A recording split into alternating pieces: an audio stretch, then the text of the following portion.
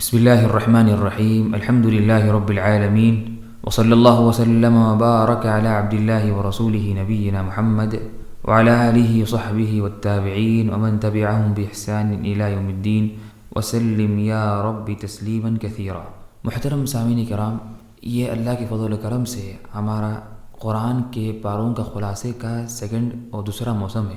پچھلے رمضان ہم نے قرآن کے شروع کے 15 پاروں کا خلاصہ پیش کیا تھا، اور بإذن اللہ تعالی اس رمضان ہم آخری 15 پاروں کا خلاصہ آپ کی خدمت میں پیش کریں گے بإذن اللہ۔ اور آج یہ اس کی پہلی نشست اور اس کا درس ہوگا بإذن اللہ، پہلے پارے کا جو 16واں پارہ ہے، 16 پارے کا آج خلاصہ پیش کریں گے، جس میں ہم ذکر کریں گے بإذن اللہ تعالی اس پارے میں جو اہم ہمارے لیے فائدے ہیں اس کا ہم ذکر کریں گے بإذن اللہ تعالی۔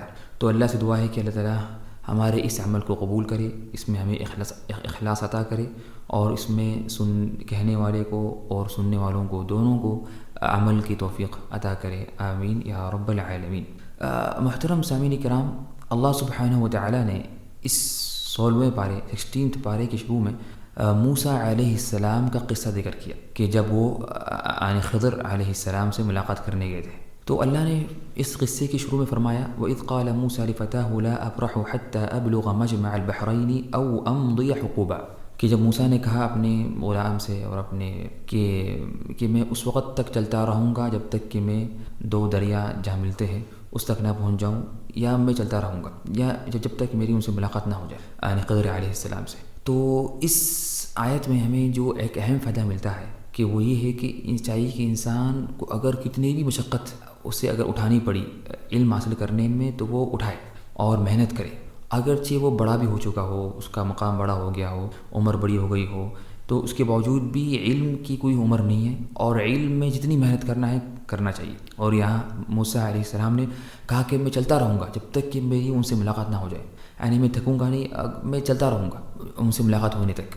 تو اس میں ہمارے لیے اہم فائدہ یہ ہے کہ ہم بھی محنت کریں علم میں، اور اس میں جو مشقت یا تکلیف جو آتی ہے اس کو صبر کریں، اس لیے کہ علم بغیر صبر کے حاصل نہیں ہوتا۔ اور سلف کا یہ عمل تھا کہ وہ علم حاصل کرنے کے لیے دور دور مسافت طے کرتے اور جاتے، اور جیسا کہ صحیح بخاری میں ہے کہ جس میں ہے کہ جابر بن عبداللہ رضی اللہ عنہما نے 1 مہینے کا سفر کیا ایک حدیث کے لیے۔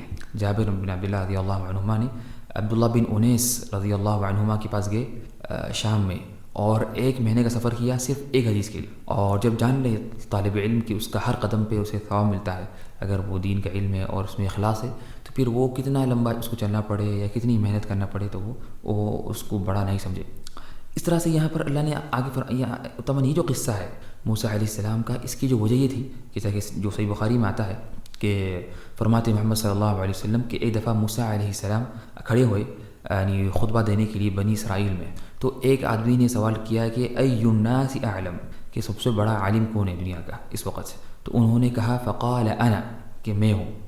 تو حالانکہ وہ اس کے لائق بھی تھے اس لیے کہ وہ پیغمبر ہیں اور رسول ہیں، بلکہ 5 بڑے رسولوں میں سے جو اولو العزم، لیکن اس کے باوجود بھی ادب کا تقاضا یہ تھا کہ وہ کہے کہ اللہ سب سے بڑا عالم ہے۔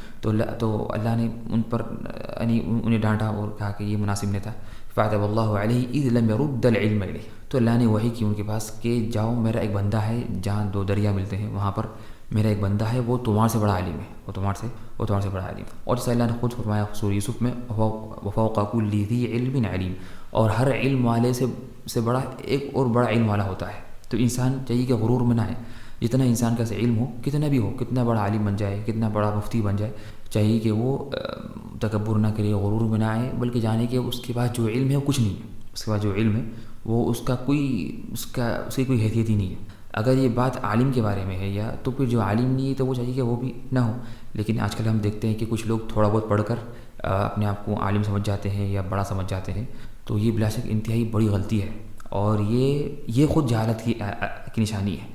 جہالت کی نشانی یہ ہے کہ انسان اپنے آپ کو عالم سمجھے، اور علم کی اور عقل کی نشانی یہ ہے کہ انسان کتنا پڑھ لے، جتنا پڑھ لے یا کتنا پڑھ لے، اس کے باوجود بھی کہے کہ میں کچھ نہیں ہوں۔ یہ علم اور عقل کی نشانی نعم۔ اور اس طرح سے یہاں پر اللہ نے فرمایا کہ فلما بلغا مجمع بینہما نسیا حوتہما، ٹھیک ہے نا؟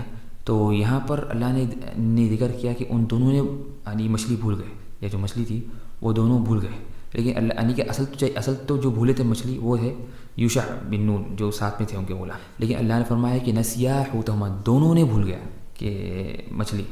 تو یہاں پر اللہ نے اس لیے کہا کہ اگرچہ ذمہ داری تھی اس مچھلی کی حفاظت کی یوشع علیہ السلام کے حق میں، اس لیے کہ وہ ان کے غلام تھے، لیکن اللہ نے کہا کہ نسیا، دونوں بھول گئے. اس لیے کہ اگر آپ کسی، تو اس سے یہ معلوم ہوا کہ اگر آپ نے کسی کو حکم دیا کوئی کام کا تو آپ کی ذمہ داری ختم نہیں ہوتی، بلکہ آپ کی ذمہ داری باقی رہتی کہ اس کو آپ یاد دلائیں، یاد دہانی کرائیں، دیکھتے رہیں وہ کام ہو رہا نہیں ہو رہا. تو موسیٰ علیہ السلام کو بھی اللہ نے کہا کہ وہ بھی بھول گئے، اس لیے کہ ان پر یہ ذمہ داری تھی کہ ان کو یاد دلائیں یا ان کو دیکھتے رہیں. تو اس لیے اللہ نے فرمایا نسیا، دونوں نے بھول گئے.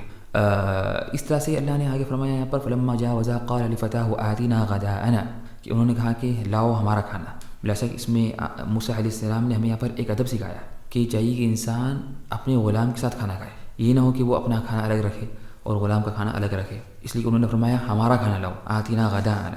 تو یہ نہیں کہا کہ میرا کھانا تمہارا الگ ہے میرا الگ ہے.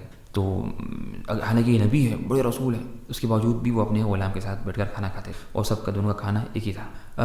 اس طرح سے یہاں پر چاہیے کہ نا اس میں جو یہاں پر انہوں نے کہا کہ آتنا غداءنا، کہ ہمارا کھانا لاؤ، تو انہوں نے یہاں پر زیادہ راہ اختیار کیا، ساتھ میں کھانا لے کر گئے. تو یہ سنت ہے انبیاء کرام کی کہ جب بھی سفر کرتے ساتھ میں کھانا لے کر جاتے. تو کچھ لوگ سمجھتے ہیں کہ توکل کا تقاضا یہ ہے کہ انسان کیا کرے، انسان کھانا ساتھ میں نہ لے جائے یا نہیں لے جائے ساتھ میں، اور یہ کوئی توکل نہیں ہے، بلکہ توکل تو یہ ہے کہ انسان ساتھ میں زیادہ راہ اختیار کرے، توشہ اختیار کرے، جس سے راستے میں وہ کھا سکے. ٹھیک ہے نا. اور پھر اس کے بعد یہاں پر انہوں نے آگے فرمایا وما انسانیہ الا الشیطان ان اذکرہ، کہ ہمیں اس چیز کو شیطان نے بلایا ہے. تو یہاں پر انہوں نے اللہ کے ساتھ یعنی ادب کیا، حالانکہ اگرچہ ساری چیزیں اللہ کے ہاتھ، تو بھول اور یاد دلانا سب اللہ کے ہاتھ میں، دنیا میں ہر چیز اللہ کے حکم سے ہوتی ہے. لیکن ادب کا تقاضا یہ ہے کہ اگر انسان بھول جائے تو وہ یہ نہیں کہے کہ مجھے اللہ نے بلا دیا، بلکہ کہے کہ شیطان نے بلا دیا یا میں خود بھول گیا. ٹھیک ہے نا. اور یہ حقیقت بھی ہے کہ شیطان نے ان کو مشغول کر دیا یا ان کے دل میں وہ ڈالا، وسوسے ڈالا ان کے غلام کے، تو وہ پتہ کہ بھول گئے. تو وہ شیطان کی طرف سے اسباب ہے اور اصل تو سب اللہ کے ہاتھ. لیکن ادب کا تقاضا یہ ہے کہ ہم بھول کو اللہ کی طرف اس کی نسبت نہ کریں. اور اس کی بات یہاں پر اللہ نے پھر آگے فرمایا قال له موسى هل اتبعك على ان تعلمني مما علمت رشدا. یہاں دیکھیے ادب، دیکھیے موسیٰ علیہ السلام کا، اور تواضع اور عاجزی انکساری ایک عالم کے سامنے. جب ان کی ملاقات ہوئی خضر علیہ السلام سے تو انہوں نے کیا فرمایا کہ کہا کہ هل اتبعك، کیا میں تمہارے ساتھ چلوں، کیا میں آپ کے صحبت اختیار کروں تاکہ تم مجھے وہ سکھاؤ جو آپ کو اللہ نے بہترین علم دیا ہے، جو آپ کو سکھایا گیا. تو یہاں پر یعنی موسیٰ علیہ السلام نے بالکل ادب کا اختیار، اور سب سے پہلے کہا کہ مجھے اس کا علم نہیں ہے، پھر طلب کیا، پھر انہوں نے ان سے مانگی اور پہلے ان سے نا اجازت طلب کی کیا میں ساتھ چلوں آپ کے، اور پھر کہا کہ تاکہ آپ کو اللہ نے جو علم دیا مجھے سکھا دے. تو بالکل انہوں نے ہمیں ایک بہترین سبق دیا اور درس دیا موسیٰ علیہ السلام نے کہ کس طرح چاہیے طالب علم اپنے استاد کے ساتھ، کس طرح چاہیے رویہ ہو اور معاملہ ہو طالب علم کا اپنے بالکل ادب کے ساتھ ہو، اور بالکل یعنی ان کے ساتھ سامنے نا عاجزی کا اظہار ہو، اور اگرچہ وہ کتنا بڑا ہو. اس لیے کہ کوئی شک نہیں ہے کہ موسیٰ علیہ السلام خضر علیہ السلام سے افضل تھے، سب کا اتفاق ہے اس پر. اگرچہ وہ افضل ہے اس لیے کہ وہ پیغمبر تھے، رسول ہے، اور بڑے یعنی رسولوں میں سے، اور خضر علیہ السلام کے بارے میں اختلاف ہے وہ نبی تھے یا نہیں تھے. اور ٹھیک ہے نا، اگر تھے بھی نبی تو وہ بڑے رسولوں میں سے نہیں تھے، اور موسیٰ علیہ السلام تو ان سے بڑے تھے، بلکہ وہ کلیم اللہ ہے، اللہ سے انہوں نے ڈائریکٹ بات کی. اس کے باوجود بھی اتنے بڑے رسول ہیں، کلیم اللہ نے ان سے ڈائریکٹ بات کی، ان پر کتاب نازل کی، تورات کی. اس کے باوجود بھی انہوں نے جب علم حاصل کرنے گئے تو اپنے معلم کے سامنے یعنی وہ ادب سے بیٹھے اور ادب اختیار کیا. تو جب انہوں نے کیا تو پھر ہم زیادہ حقدار ہیں. پھر آگے اس لیے فرماتے ہیں یعنی امام قتادہ رحمہ اللہ جو تابعی تھے کہ لو کان احد یکتفی بعلم شیء لاکتفی موسیٰ، اگر کوئی اپنے علم پر اکتفا کرتا تو موسیٰ علیہ السلام اپنے علم پر اکتفا کرتے، اس لیے کہ وہ رسول تھے. تو انسان کتنا ہی پڑھ لے وہ کافی علم میں اکتفا نہ کرے، بلکہ ہمیشہ علم میں آگے بڑھتے رہے، ہمیشہ علم پہ آگے بڑھتے رہے، اور کبھی یہ گمان نہ کرے کہ میں ختم، مجھے پورا علم آ گیا ہے، بلکہ جب وہ سمجھ جائے کہ مجھے پورا علم آ گیا اس کا مطلب اس میں جہالت کی حد ہو گئی. نعم. اور یہاں پر انہوں نے کیا کیا، یہاں پر انہوں نے یعنی کہا کہ کیا میں ساتھ چلوں آپ کے، یہ نہیں کہا کہ مجھے ساتھ چلنا ہے آپ کے، ٹھیک ہے نا، نہیں غلط، بلکہ چاہیے کہ آپ سوال کریں، سوال کے کیا میں ساتھ چلوں، هل اتبعک، تو حکم نہ دیں استاد کو، بلکہ ان سے کہیں کہ کیا میں ساتھ چلوں. اس طرح سے یہ رویہ، ٹھیک ہے نا. تو یہ یہاں پر اس میں ہے نا. اور پھر اس کے بعد یہاں پر جب وہ ساتھ نکلے تو اللہ نے آگے ان کے بارے میں فرمایا وَعَلَّمْنَاهُ مِن لَدُنَّا عِلْمًا، اور ہم نے خضر علیہ السلام کو علم دیا ہماری طرف سے. تو اللہ نے انہیں علم دیا تھا، اور وہ علم جو اس میں سے وہ بھی ہے جو اللہ نے ان کو کچھ غیب کی باتیں بیان کی تھیں، جس طرح اللہ تعالیٰ اپنے انبیاء کرام کو یا اپنے کچھ خاص بندوں کو کبھی غیب کا علم بتاتا ہے تو اس سے وہ غیب کے عالم نہیں ہو جاتے، بلکہ اللہ نے ان کو کچھ باتیں بیان کی تو وہ اس سے وہ بیان کرتے ہیں. تو اور اس لیے صحیح بخاری کی جو آتا ہے روایت میں کہ جب موسیٰ علیہ السلام اور خضر علیہ السلام دونوں کشتی میں بیٹھ کر نکلے سمندر میں، تو انہوں نے جب جا رہے تھے تو انہوں نے دیکھا کہ ایک پرندہ کشتی کے کنارے پہ آ کے بیٹھا اور اس نے کیا کیا، اپنی چونچ مارا سمندر کے اندر پانی پینے کے لیے. تو خضر علیہ السلام نے کہا موسیٰ علیہ السلام سے ما علمک وعلمی وعلم الخلائق، میرا اور تمہارا علم اور پورے سارے مخلوقات کا علم فی علم اللہ کے علم کے سامنے اتنا ہی ہے جتنا اس پرندے نے اپنے جو چونچ مارا پانی کے اندر. تو کتنا پانی کم ہوا؟ تو بل 1-2 قطرے یعنی اس نے لیے ہوں گے پرندے نے مشکل سے. تو سارا علم سارے مخلوقات کا علم اتنے 1-2 قطروں کے برابر ہے، اور اللہ کا علم یہ سارا سمندر کے برابر ہے، بلکہ اللہ کا علم تو بہت بڑا ہے، ٹھیک ہے نا. تو اللہ کے علم کا کوئی احاطہ نہیں کر سکتا. وَلَا يُحِيطُونَ بِشَيْءٍ مِّنْ عِلْمِهِ إِلَّا بِمَا شَاءَ. تو انہوں نے یہاں پر بتایا کہ ایک مثال دے کر کہ کس طرح اللہ کا بڑا علم ہے اور ہمارا علم کتنا کم ہے، ٹھیک ہے، ہمارا علم کیا ہے، کتنا کم ہے. پھر اس کے بعد یہاں پر اس کے بعد جو ہمیں ایک فائدہ یہ ملتا کہ چاہیے کہ ہم عالم کی صحبت اختیار کریں. آج کل یہ کم ہو گیا، آج کل صرف عالم کے ساتھ درس بیٹھتے ہیں 1-2 گھنٹے، ختم، اس کے بعد ختم ہو جاتا ہے. لیکن ایک جو اہم جو چیز ہے کہ وہ عالم کی صحبت اختیار ہو، یعنی ان کے ساتھ سفر کیا جائے، ساتھ میں رہا جائے تاکہ مکمل فائدہ ہو. اس لیے کہ درس میں وہ 1-2 گھنٹے پڑھاتے ہیں اور اگر ساتھ میں رہیں ان کے تو اتنا ان سے استفادہ نہیں ہو سکتا. تو اصل استفادہ جب ہوگا جب طالب علم اپنے استاد کے ساتھ میں رہے. اس لیے سلف کا عمل ہی تھا شروع سے کہ وہ اپنے استاد کے ساتھ جا کے رہ جاتے تاکہ ان سے مکمل طریقہ سیکھیں، یعنی دنیا اور دین کا، کس طرح وہ سوتے ہیں، کس طرح وہ ان کا کس طرح لوگوں سے معاملہ ہے، ٹھیک ہے نا. تو یہ بھی کیا ہے، اس سے یہ معلوم ہوتا ہے کہ انہوں نے ساتھ سفر کیا کس کے، موسیٰ علیہ السلام. تو وہ عالم کے ساتھ سفر کرنا یہ ایک اچھی بات ہے، اس سے بہت فائدے حاصل ہو. اس کے بعد یہاں پر جو ہمیں ایک جو فائدہ ملتا ہے کہ جب خضر علیہ السلام نے کہا موسیٰ علیہ السلام سے قال انك لن تستطيع معي صبرا وكيف تصبر على ما لم تحط به خبرا، کہ جب خضر علیہ السلام نے کہا کہ اے موسیٰ کہ تم میرے ساتھ صبر نہیں کر سکتے، اور تم کس طرح صبر کرو گے اس چیز کے بارے میں جس کا تمہیں علم نہیں ہے. تو یہاں پر عالم یا استاد کے لیے یہاں پر ایک ادب ہے کہ وہ متعلم کو اور طالب علم کو جو اس کے طلب علم کے سفر میں جو مشکلات پیش آئیں گی اس کا ذکر کرنا پہلے سے، تاکہ وہ اس کے لیے تیار رہے اور اس کا حل بھی بیان کرنا، ٹھیک ہے نا. تو شروع میں اس کو بتانا ہے کہ ممکن ہے آپ کو یہ مشقت ہو سکتی ہے لیکن آپ کو صبر کرنا ضروری ہے اور اس کا حل یہ ہے، ٹھیک ہے نا. اس طرح سے ہمیں یہاں پر ایک جو اہم بات معلوم ہوتی ہے کہ علم کے لیے صبر ضروری ہے. انہوں نے کہا کہ اگر تمہیں چلنا ہے ساتھ میں تو صبر کرنا پڑے گا، صبر کے بغیر حاصل نہیں ہوگا علم. تو علم کی اہم شرط یہ ہے، اگر ہم چاہتے ہیں کہ عالم سے ہمارا مکمل استفادہ ہو تو ضروری ہے کہ ہم صبر اختیار کریں، ٹھیک ہے نا. اس لیے ایک شاعر نے فرمایا یعنی اصبر علی جفا معلم فإن العلم فی نفراته، کہ تم اپنے معلم اپنے استاد کی سختی پہ صبر کرو، اس لیے کہ علم اس کے پاس ہے اور علم حاصل ہوگا صبر کرنے سے. تو آپ کو صبر کرنا ضروری. علم کی اہم شرط کیا ہے؟ صبر ہے، اور جو صبر نہ کرے اسے علم حاصل نہیں ہوتا، ٹھیک ہے نا. پھر اس کے بعد یہاں پر ایک چیز ہے جس کا ہمیں فائدہ ملتا ہے کہ انسان کو اگر معلوم ہو جائے کہ کیا چیز اس کو سامنے پیش آنے والی ہے، اس کا اگر علم پہلے سے ہو جائے تو وہ صبر بھی کرتا ہے. تو انسان کو اگر وہ جان لے کہ علم حاصل کرنے کا کتنا بڑا فائدہ ہے اور کتنا بڑا اس کا جو فائدہ ہے اور ثمرہ اور اس کا نتیجہ ہے، تو وہ جان کر طالب علم صبر کرتا ہے اور برداشت کرتا ہے، ٹھیک ہے نا. اس لیے ہم دنیا میں اللہ نے حکم دیا کہ صبر کرو اللہ کی عبادت پہ، اور تاکہ ہم جانتے کہ ہمارا اس کے بدلے کیا ہونے والا ہے، یعنی جنتیں ملنے والی.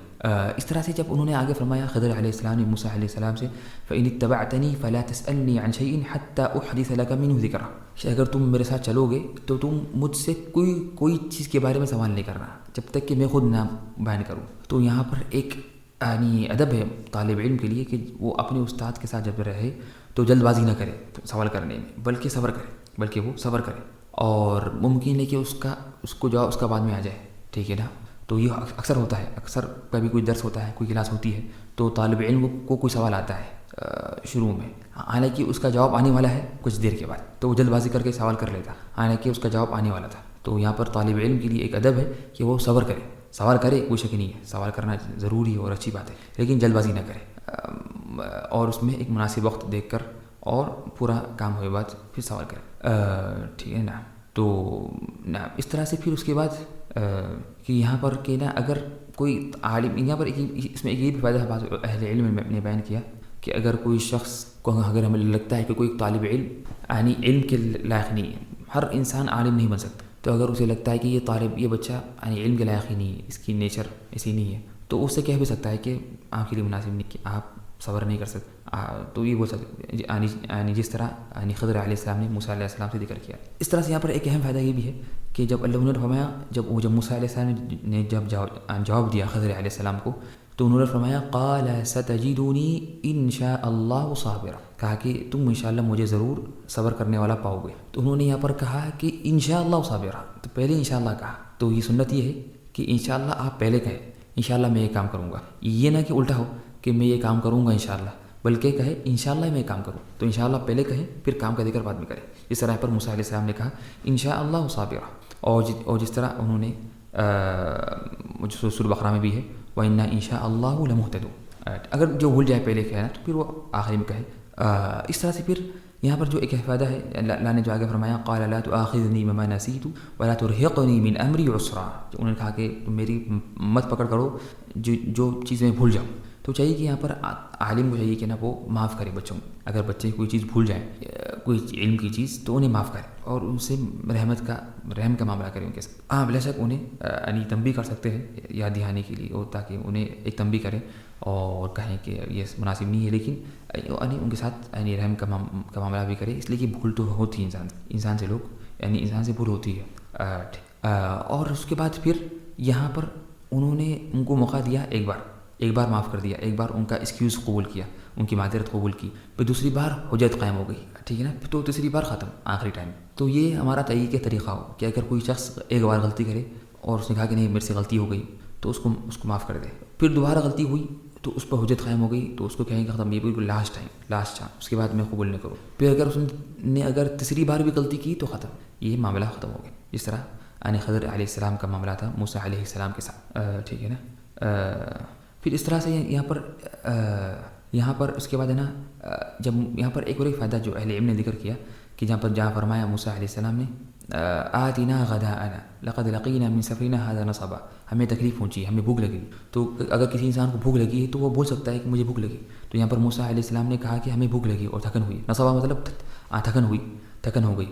تو اپنے ساتھی کو بولنا کہ مجھے تھکن ہوئی حرج نہیں ہے اس میں, حالانکہ وہ موسیٰ علیہ السلام وہ رسول ہے, اپنے غلام سے کرے کہ مجھے تھکن ہوئی ہے, تو اس میں حرج نہیں بالکل کہ کوئی شخص یعنی کہے کہ مجھے تھکن ہوئی اپنے ساتھیوں سے. پھر اس کے بعد یہاں پر اللہ نے جو آگے جو فرمایا کہ فانطلقا حتى اذا اتيا اهل قرية استطعما اهلها, جب وہ آگے بڑھے تو انہوں نے کھانا طلب کیا تھا, یعنی بستی والوں سے انہوں نے کیا کیا, کھانا طلب کیا, بستی والوں سے کھانا طلب کیا. تو فابوا, تو انہوں نے انکار کر دیا ان کی مہمان نوازی کرنے سے. تو یہاں پر اہل علم نے بیان کیا کہ یہاں پر ایک تسلی ہے ہر اس انسان کے لیے جس کو کوئی چیز نہیں ملے. یعنی اگر کسی انسان نے کسی سے کوئی چیز مانگی, اگر کوئی انسان نے کسی سے کوئی چیز مانگی اور انہوں نے اس کو وہ چیز نہیں دی, تو وہ زیادہ غم نہ کرے ارے کیا ہے میری بڑی بے عزتی ہو گئی یا کیا ہوا مجھے یہ چیز نہیں ملی. یہاں دیکھیں یہ دونوں تھے موسیٰ علیہ السلام اور خضر علیہ السلام, انہوں نے کھانا طلب کیا تو بستی والوں نے انکار کر دیا. تو حالانکہ وہ ان کے پاس اللہ کا بہت بڑا مقام ہے. تو اگر آپ کو کوئی لوگ آپ کو انکار کر دیں یا رد کر دیں تو اس میں کوئی بڑی بات نہیں ہے یا کوئی بڑا مسئلہ نہیں ہے, بلکہ یہاں پر موسیٰ علیہ السلام کے ساتھ پہلے ہو چکا ہے. پھر اللہ نے آگے فرمایا وَكَانَ أَبُوهُمَا صَالِحًا, کہ ان دو جو غلام تھے, جو یتیم تھے جن کی دیوار تھی, وہ ان کے والدین نیک تھے, صالح تھے, نیک. تو یہاں معلوم ہوا کہ نا اگر ماں باپ اگر نیک ہوں تو اللہ تعالیٰ ان کی نیک ہونے کی وجہ سے ان کے بچوں کی نیکبان کرتے ہیں اور حفاظت کرتے ہیں ان کے مرنے کے بعد. اگرچہ ماں باپ اگر مر بھی گئے لیکن وہ نیک تھے، اگر وہ نیک تھے تو اس کی وجہ سے اللہ تعالیٰ کیا کرتے ہیں، بچوں کا خیال رکھتے ہیں ان کے اور حفاظت کرتے ہیں اگرچہ ماں باپ کا انتقال ہو. ٹھیک ہے نا. اور دنیا میں بھی اگر وہ زندہ بھی ہیں تو کرتے ہیں حفاظت ان کی. پھر اس کے بعد یہاں پر اللہ نے ایک بات بیان کی کہ جب خضر علیہ السلام نے جب پورا ان کو بتایا موسیٰ علیہ السلام کو کہ انہوں نے کیوں کیا تھا، کہ یہ والی چیزیں کیوں کی تھی، تو انہوں نے کہا کہ وما فعلته عن امری ذلك تأویل ما لم تستطع علیہ صبرا، کہ انہوں نے کہا کہ یہ جو چیزیں ہوئی، میں نے جو کیا تھا کہ میں نے کشتی میں سوراخ لگا دیا، اس طرح سے بچے کو مار دیا اور دیوار صحیح کی، یہ کام میں نے اپنے طرف سے نہیں کیا بلکہ اللہ کے حکم سے کی. اللہ کا حکم تھا اور اللہ کی تقدیر تھی. ٹھیک ہے نا. تو میرا اس میں کوئی تعلق نہیں، میرا اس میں کیا ہے، کوئی تعلق نہیں ہے. تو انہوں نے دیکھیں یہاں پر ادب ہے اور یہ حقیقت ہے. تو انسان کے ہاتھ میں کچھ نہیں ہے، سب بھی اللہ کے حکم سے ہوتا ہے. اور اس میں یہ جو قصہ ہوا، یہ 3 جو قصے ہیں کہ کشتی میں سوراخ کرنا اور بچے کو مارنا اور دیوار صحیح کر دینا، اس سے میں ایک اہم فائدہ یہ ملتا ہے کہ کئی چیزیں ایسی ہیں جو دنیا میں ہمیں لگتی ہے کہ اس میں ہمارے لیے اس میں نقصان ہے، لیکن اس میں بہت بڑا فائدہ ہوتا ہے.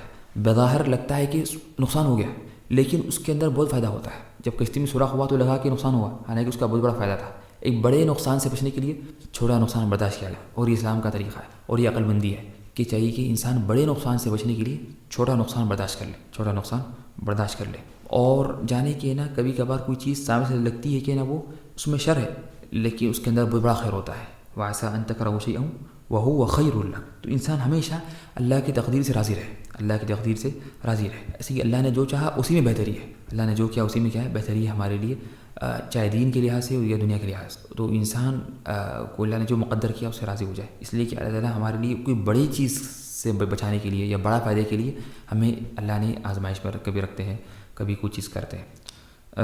اس لیے یہاں فرماتے ہیں مطرف بن شخیر رحمہ اللہ کہ ہم جانتے ہیں کہ ان کے ماں باپ کتنا خوش ہوئے تھے جب بچہ پیدا ہوا تھا اور کتنا غم ہوا تھا ان کو جب اس کو مار دیا گیا ان کے بچے کو.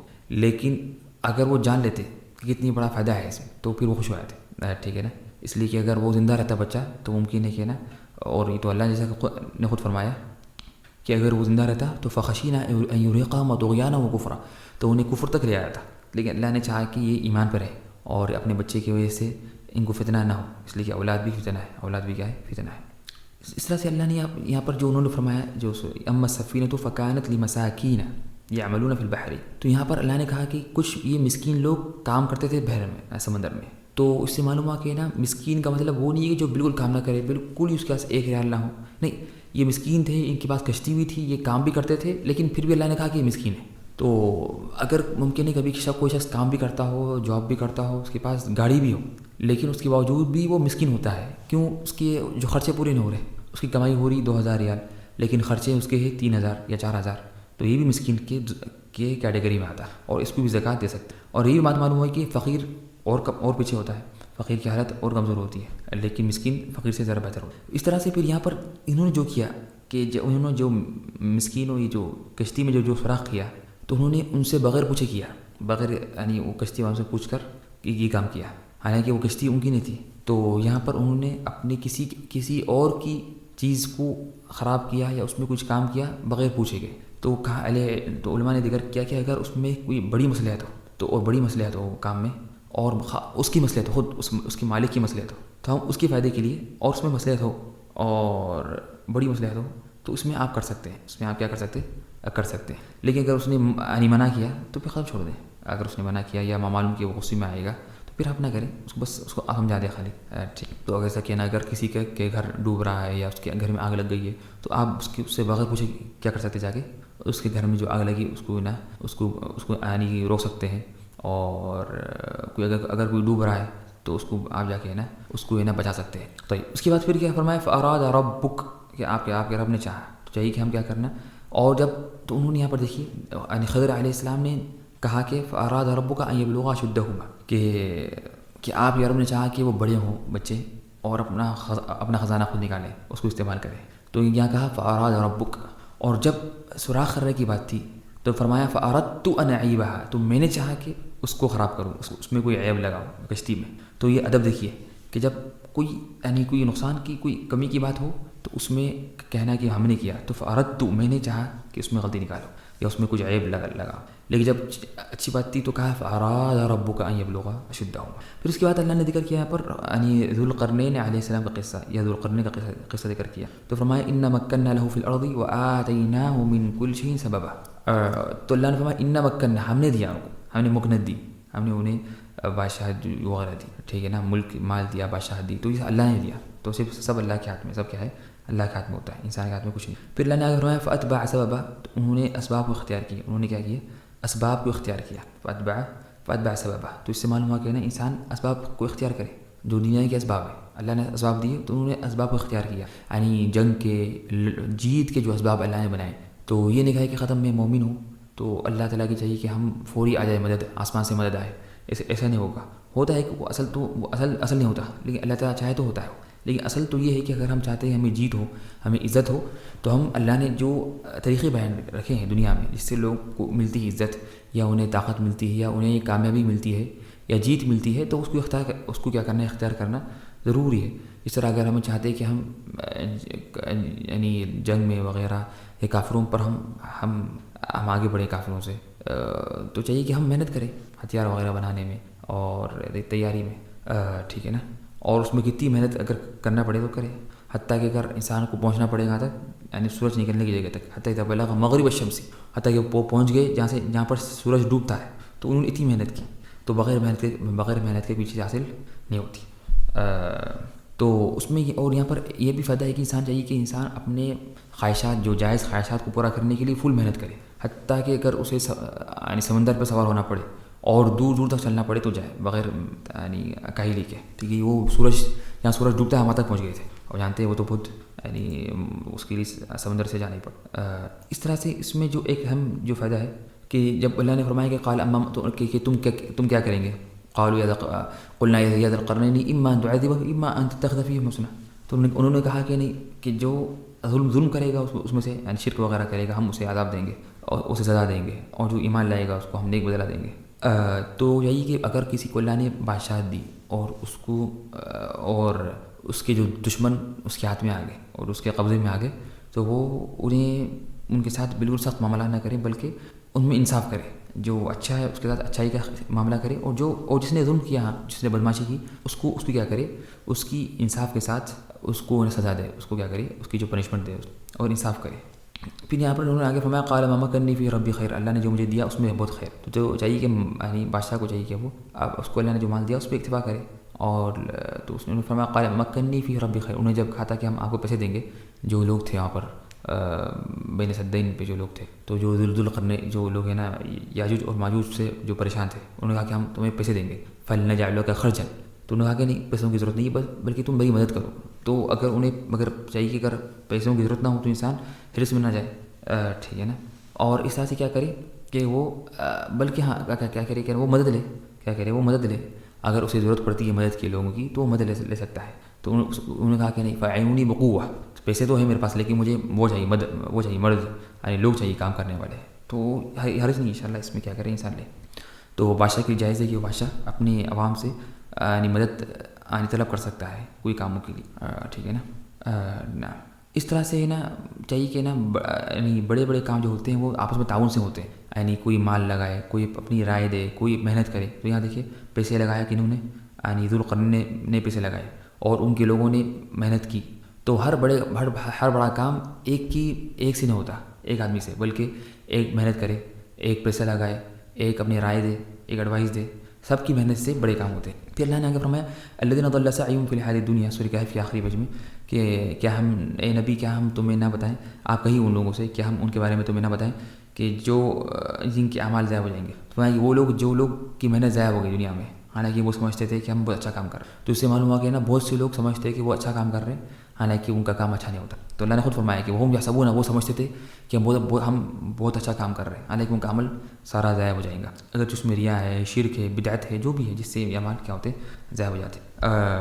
اور یہاں پر پھر اللہ نے سورہ کہف کے آخری فرمایا فمن کان یرجو لقاء ربہ فلیعمل عملا صالحا ولا یشرک بعبادۃ ربہ احدا. تو جس کو اللہ سے ملاقات کرنے کی امید ہو تو وہ اچھا کام کرے، نیک عمل کرے اور شرک نہ کرے. تو اس سے معلوم ہوا کہ نیک عمل کی ضروری ہے کہ اخلاص ہو. تو نیک عمل وہ ہے جس میں اخلاص ہو اور جو عمل اللہ کے رسول محمد صلی اللہ علیہ وسلم کے طریقے پر ہو اور شرک بھی نہ ہو. ولا یشرک بعبادۃ ربہ احدا. اور اللہ نے اس سے پہلے جو ذکر کیا سورہ یعنی اوپر کہ لا خالدین فیہا لا یبغون عنہا حولا، کہ جو نیک لوگ یعنی فردوس میں رہیں گے اور وہ اس سے وہاں سے ہٹا نہیں چاہیں گے. لا یبغون عنہا حولا، تو وہ فردوس سے یعنی جنت فردوس سے ہٹا نہیں چاہیں گے. کیوں؟ یعنی اس لیے کہ لوگ سمجھتے ہیں کہ ناممکن ہے دنیا میں اگر ہم کہیں کوئی جگہ کتنی اچھی ہو اگر وہاں بیٹھ جائیں اور وہاں ٹھہریں بہت دیر تک تو انسان کو بور ہو جاتا. لیکن جنت میں آپ ہمیشہ رہیں گے اور وہاں پر انہیں کبھی بور نہیں ہوگا، بلکہ وہ وہاں سے ہلنا بھی وہاں سے ہٹنا نہیں چاہیں. ٹھیک ہے. اس کے بعد اللہ نے جو سورہ کہف کی جو آخری آیت میں فرمایا شروع میں قل انما انا بشر مثلکم، کہ اے نبی آپ لوگوں سے کہیے کہ میں بھی تمہاری طرح ایک انسان ہوں. بشر مثلکم، میں بھی انسان ہوں تمہاری طرح. مثلکم، تو پہلے کہا کہ میں انسان ہوں تمہاری طرح، بشر ہوں. پھر کہا مثلکم تمہاری طرح، یہ نہیں کہ میں انسان ہوں لیکن الگ انسان ہوں، نہیں، تمہاری طرح ہی انسان. بس فرق کیا ہے؟ یوحا الی، بس مجھ پر وحی نازل ہوتی ہے. تو یہاں پر اللہ تعالیٰ نے ہمیں جب حکم دیا اپنے نبی محمد صلی اللہ علیہ وسلم کو کہ آپ کہیے لوگوں سے یہ، تو اس میں بہت بڑا سبق تھا کہ انسان کوئی بھی کچھ بھی ہو جائے وہ تواضع اختیار کرے اور لوگوں کو یہ نہیں کہا کہ میں تمہارے سے بڑا ہوں. تو اللہ نے خود یہاں پر اپنے نبی محمد صلی اللہ علیہ وسلم کو تواضع سکھایا کہ تاکہ اگرچہ وہ رسول ہیں سب سے بڑے ہیں بلکہ سارے بنی آدم کے سردار ہیں اور امام المرسلین ہیں، سارے رسولوں کے امام ہیں اور سارے رسولوں کے سردار ہیں، اس کے باوجود بھی کہا کہ آپ کہیے لوگوں سے کہ میں تمہاری طرح انسان ہوں. ٹھیک ہے نا. تو انسان کتنا آگے بڑھ جائے وہ کبھی بھی غرور میں نہ.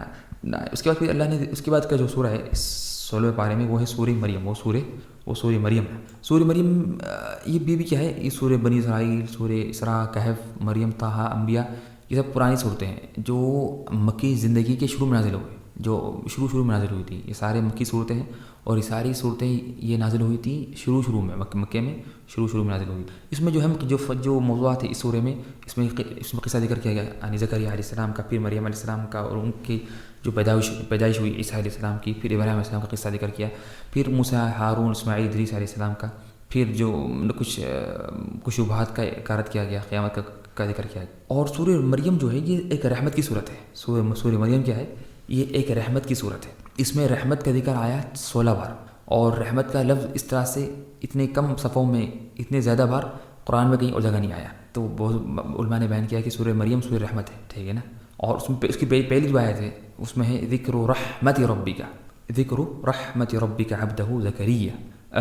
تو اللہ کی رحمت جو تھی، آپ کے رب کی رحمت جو تھی اللہ کے اس کے بندے زکریا علیہ السلام. پھر اس کے بعد اللہ نے ذکر کیا سورہ مریم کے شروع میں کہ جب زکریا علیہ السلام نے اللہ کو پکارا، اذ نادى ربہ نداء خفیا، کہ جب انہوں نے پکارا اپنے رب کو آہستہ سے، یعنی ہلکی آواز، آہستہ. تو یہاں پر بہت بڑا فائدہ ہے یعنی اس میں جو کہ دعا جب انسان کرے تو یعنی آرام سے دعا اور کیا کرے کہ نا آہستہ دعا کرے. اور اہل علم نے بیان کیا کہ آہستہ دعا کرنے کے بہت فائدے ہیں. آہستہ دعا کرنے کے بہت سے فائدے. پہلا فائدہ یہ ہے کہ ایمان اس سے بڑا ہوتا ہے. ٹھیک ہے نا.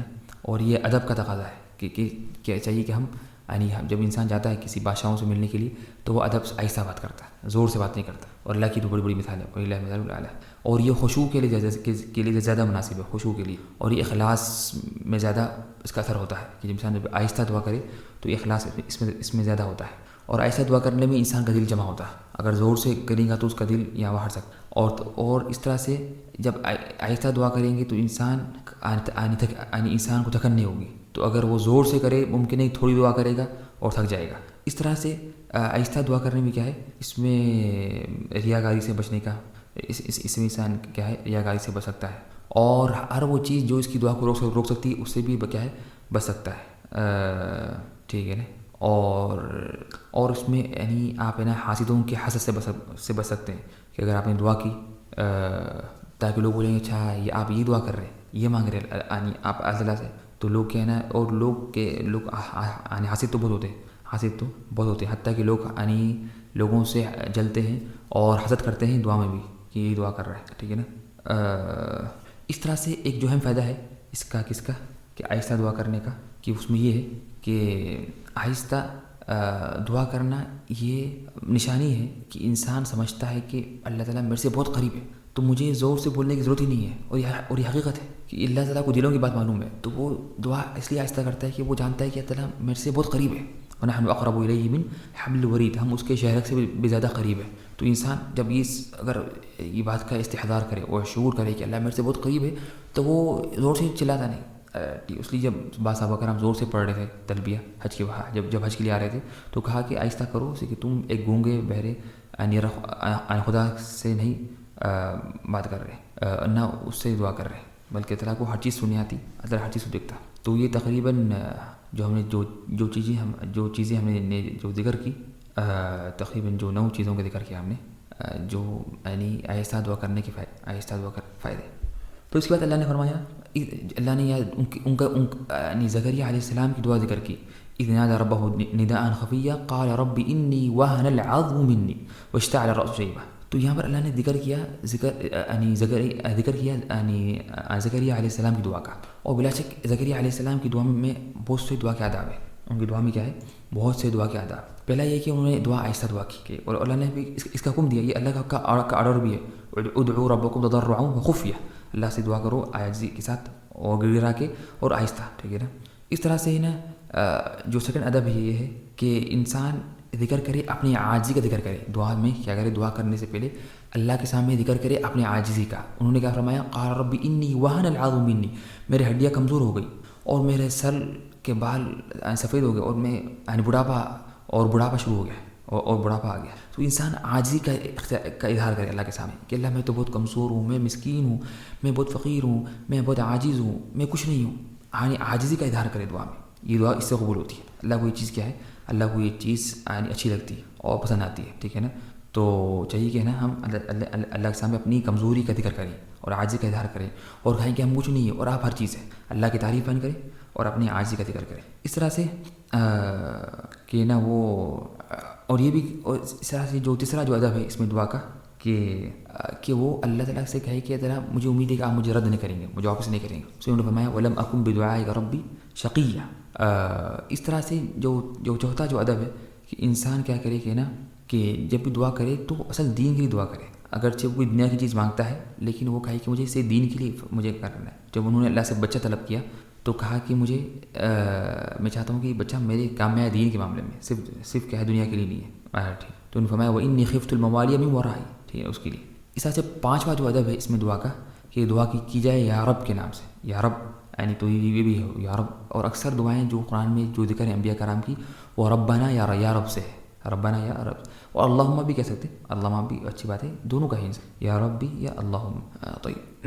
اور یہاں پر چاہیے کہ انسان چاہیے کہ نا اللہ سے ذکر کرے کہ آپ نے جس طرح مجھے پہلے دیا ابھی بھی دیے، جس طرح آپ نے مجھ پر پہلے احسان کیا ابھی بھی احسان کریے، جس طرح آپ نے مجھے میری دعا پہلے قبول کی ابھی بھی دعا قبول کریے۔ اس نے فرمایا کہ جب دعا کی تو فرمایا وَلَمْ أَكُنْ بِدُعَائِكَ رَبِّ شَقِيًّا، میں کبھی بھی جب سے آپ سے دعا کرتا ہوں تو میں کبھی محروم نہیں ہوا اور بدبخت نہیں ہوا، یعنی مجھے آپ نے واپس نہیں کیا تھا۔ تو ہم کہیں گے اللہ جس طرح آپ نے وہ دعا قبول کی تھی، یا میرے کچھ پہلے احسان کیا مجھے، تو ابھی بھی مجھ پر کر، اس طرح آپ نے مجھے پہلے رزق دیا، پہلے جواب دلائی، ابھی بھی مجھے آپ دوبارہ جواب دلائیے، اس طرح سے یہ بھی دعا کا ایک ادب ہے۔ اور یہاں چاہیے جب انسان جب دعا کرے، بچوں کو ذریت طلب کرے، تو کہیں کہ مجھے چاہیے نیک اولاد، خالی اولاد نہیں بلکہ نیک اولاد طلب کر۔ تو اس کے بعد یہاں پر اللہ نے کہا کہ ہم نے تمہیں عطا کیا ایک ایسا بچہ جس کا نام یحییٰ ہے، جس کا نام کیا ہے، یحییٰ ہے۔ تو وہ زندہ تھا، یعنی دنیاوی لحاظ سے بھی اور دین کے لحاظ سے، اس لیے کہ اللہ نے کیا کیا، ان کے ذریعے علم کو زندہ کیا، علم کو کیا کیا، علم کو زندہ کیا اور ایمان کو۔ اور اس میں ایک ادب یہ بھی ہے کہ چاہیے کہ انسان اپنے بچوں کا بہترین نام اختیار کرے، اپنے بچوں کا بہترین نام اختیار کرے۔ اور اس کے بعد جب انہوں نے کہا کہ مجھے کوئی نشانی دو، تو اللہ نے فرمایا کہ نا فَأَوْحَىٰ إِلَيَّ أَن سَبِّحُوهُ بُكْرَةً وَعَشِيًّا، کہ تم فجر کے بعد اور عصر کے بعد، دن کے شروع کے حصے میں اور دن کے آخری حصے میں اللہ کا ذکر کرو۔ تو یہ دونوں اوقات ذکر کرنے کے وقت ہیں، نہ کہ سونے کے ہیں۔ تو اللہ نے قرآن میں ذکر کیا کئی بار کہ یہ اوقات ذکر کے اوقات ہیں۔ وَاذْكُرُوا اسْمَ رَبِّكَ بُكْرَةً وَأَصِيلًا، اللہ کا ذکر بیان کرو دن کے شروع کے حصے میں اور دن کے آخری حصے میں۔ تو یہاں بھی اللہ نے ان سے کہا تھا کہ تم اللہ کا ذکر کرو دن کے شروع کے حصے میں جو فجر کے بعد، اور دن کے آخری حصے میں عصر کے بعد۔ اس لیے اور یہ ذکر کا ٹائم ہے، اور اس لیے ان دونوں ٹائموں میں نماز پڑھنا منع ہے، یہ ممنوع اوقات۔ تو اس میں چاہیے کہ انسان ذکر کرے، اور افسوس یہ ہے کہ بعض لوگ اس میں سوتے ہیں، اور یہ ویسے کہ ان دونوں وقتوں میں سونا مکروہ ہے، ان دونوں وقتوں میں سونا مکروہ ہے، فجر کے فوری بعد یا مغرب سے پہلے، میں ٹھیک ہے نا. تو یہاں پر اور پھر یہاں پر اللہ نے یہاں پہ ذکر کیا جب انہوں نے کہا کہ کس طرح مجھے بچہ ہوگا، حالانکہ میں بوڑھا ہو چکا ہوں اور میری بیوی تو بانجھ تھی. تو اللہ فرمایا کہ قال كذلك قال ربك هو علي هين وقد خلقتك من قبل. تو یہاں پر اللہ نے کیا کیا، انہیں یاد دلایا کہ جب انہوں نے تعجب کیا تو کہا کہ حالانکہ تم تھے ہی نہیں، میں نے تمہیں پیدا کیا ناچیز سے، تو پھر مجھے تو یہ آسان ہے پیدا کرنا کسی بانجھ عورت سے یا کوئی بوڑھے آدمی سے کوئی بچہ ہونا، یہ آسان ہے، اس لیے کہ میں نے تمہیں پیدا کیا، تم تو تھے ہی نہیں پہلے، ٹھیک ہے نا. تو یہاں نا اور ساتھ پہ یہاں پر اللہ نے کہا تھا یا یحییٰ خذ الکتاب بقوہ، اے یحییٰ تم کتاب پکڑو قوت سے، یعنی ہمت کے ساتھ اور سیریسلی. تو یہاں پر چاہیے کہ ہم حالانکہ وہ بچے تھے، تو یہاں پر یہ نہیں بولیں کہ بچہ چھوٹا ہے، نہیں، بچے چھوٹے بھی ہوں تو ان کی تربیت ہو بڑی چیزوں پر. اگر بچوں کی تربیت ہوگی چھوٹے رہنے سے ہی بڑے چیزوں پر، تو بڑے ہوگے وہ کام کریں گے.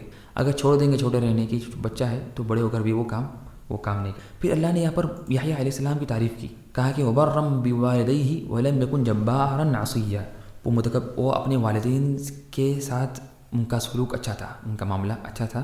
وَلَمْ يَكُنْ جَبَّارًا، اور وہ جبار نہیں تھے، متکبر اور وہ نہیں تھے، کیا ظالم وغیرہ نہیں تھے، اور گنہگار بھی نہیں تھے. تو اس سے معلوم ہوا کہ نا کسی بچے کی یا جوان کی سب سے بہترین جو صفت ہو سکتی ہے کہ وہ اپنے ماں باپ کے ساتھ بہترین سلوک کرے، یہ سب سے بہترین تعریف ہو سکتی ہے. تو اللہ نے ان کی تعریف بیان کی جبکہ یحییٰ علیہ السلام کی، تو کہا وَبَرًّا بِوَالِدَيْهِ، وہ اپنے والدین کے ساتھ ان کا سلوک اچھا تھا. تو سب سے اہم جو تعریف اگر ہو سکتی ہے کسی انسان کی تو وہ یہ تعریف ہو سکتی ہے کہ اس کے معاملات یعنی اس کا سلوک اچھا ہے اس کے ماں باپ کے ساتھ، ٹھیک ہے نا. تو اور یہاں پر اللہ نے فرمایا کہ وَلَمْ يَكُنْ جَبَّارًا عَصِيًّا، اور وہ نہیں تھے، جبار نہیں تھے، ظالم نہیں تھے. اس لیے کہ جو شخص اپنے ماں باپ کے ساتھ معاملہ اچھا کرتا ہے تو وہ عام طور پر یعنی وہ ایک بہترین انسان ہوتا ہے، وہ ظلم نہیں کرتا، اس کے اخلاق اچھے ہوتے ہیں. اور جو اکثر ماں باپ کے ساتھ اچھا معاملہ نہیں کرتا وہ اکثر ظالم ہوتا ہے، اس کے اخلاق خراب ہوتے ہیں، برے اخلاق ہوتے ہیں، سختی ہوتی ہے اس کے اندر، اس میں تجبر وغیرہ کے تکبر کی صفات ہوتی ہے، ٹھیک ہے نا. اور پھر اللہ نے فرمایا کہ وَسَلَامٌ عَلَيْهِ یوم ولد ویوم یموت ویوم یبعث حی، کہ اس پہ سلامتی ہو یحییٰ علیہ السلام پر جب وہ پیدا ہوئے اور جب وہ مریں گے، جب وہ دوبارہ زندہ ہوں گے ارض محشر میں ان کا. تو کہا کہ یہ 3 وقتوں پر انسان کو بہت ضرورت ہوتی ہے سلامتی، اور یہ 3 ایسے وقت ہیں جس میں انسان بہت بڑے مشکل وقت میں ہوتا ہے، جب وہ پیدا ہو، جب وہ مرے، جب وہ دوبارہ زندہ ہو. تو ان تینوں وقتوں میں سلامتی ہونا یہ بہت اچھی بات ہے. تو اللہ نے کہا کہ السلام علیکم. تو ہم بھی دعا کریں کہ اللہ ہمیں اب تو ہمارا ایک تو ہو چکا ہے جب ہم پیدا ہوئے، تو اب ہمارے 2 باقی ہیں، جب ہم مریں گے جس دن اور جس دن دوبارہ زندہ ہوں گے، تو اس میں ہم دعا کریں کہ اللہ تعالیٰ ہمیں اس میں سلامت سے رکھے، ٹھیک ہے نا. اور یہاں پر دیکھیے اللہ نے سورہ مریم میں ذکر کیا، سب سے پہلے قصہ ذکر کیا یعنی یحییٰ علیہ السلام کا اور زکریا علیہ السلام، پھر ذکر کیا قصہ مریم علیہ السلام کا. اور تو پہلے ذکر کیا کہ زکریا علیہ السلام کو بچہ ہوا، یحییٰ کو بیٹا ہوا، پھر ذکر کیا کہ مریم علیہ السلام کو بیٹا ہوا، عیسیٰ علیہ السلام. تو یہاں پر ایک ادب سکھایا گیا کہ جب ہم کوئی چیز کو سکھائیں کسی لوگوں کو تو اس کو اسٹیپ بائی اسٹیپ لے جائیں. تو جب اللہ نے پہلے جو قصہ ذکر کیا وہ ذکر کیا کہ ایک بوڑھے ماں باپ کو بچہ ہو رہا ہے. تو اگرچہ چیز ذرا کیا ہے مشکل ہے، یعنی ایک عام طور پر نہیں ہوتی، لیکن تو پہلے یہ ذکر کیا قصہ جو ایک تھوڑا یعنی تعجب میں تھوڑا کم تھا کہ ماں باپ ہیں لیکن بوڑھے ہیں.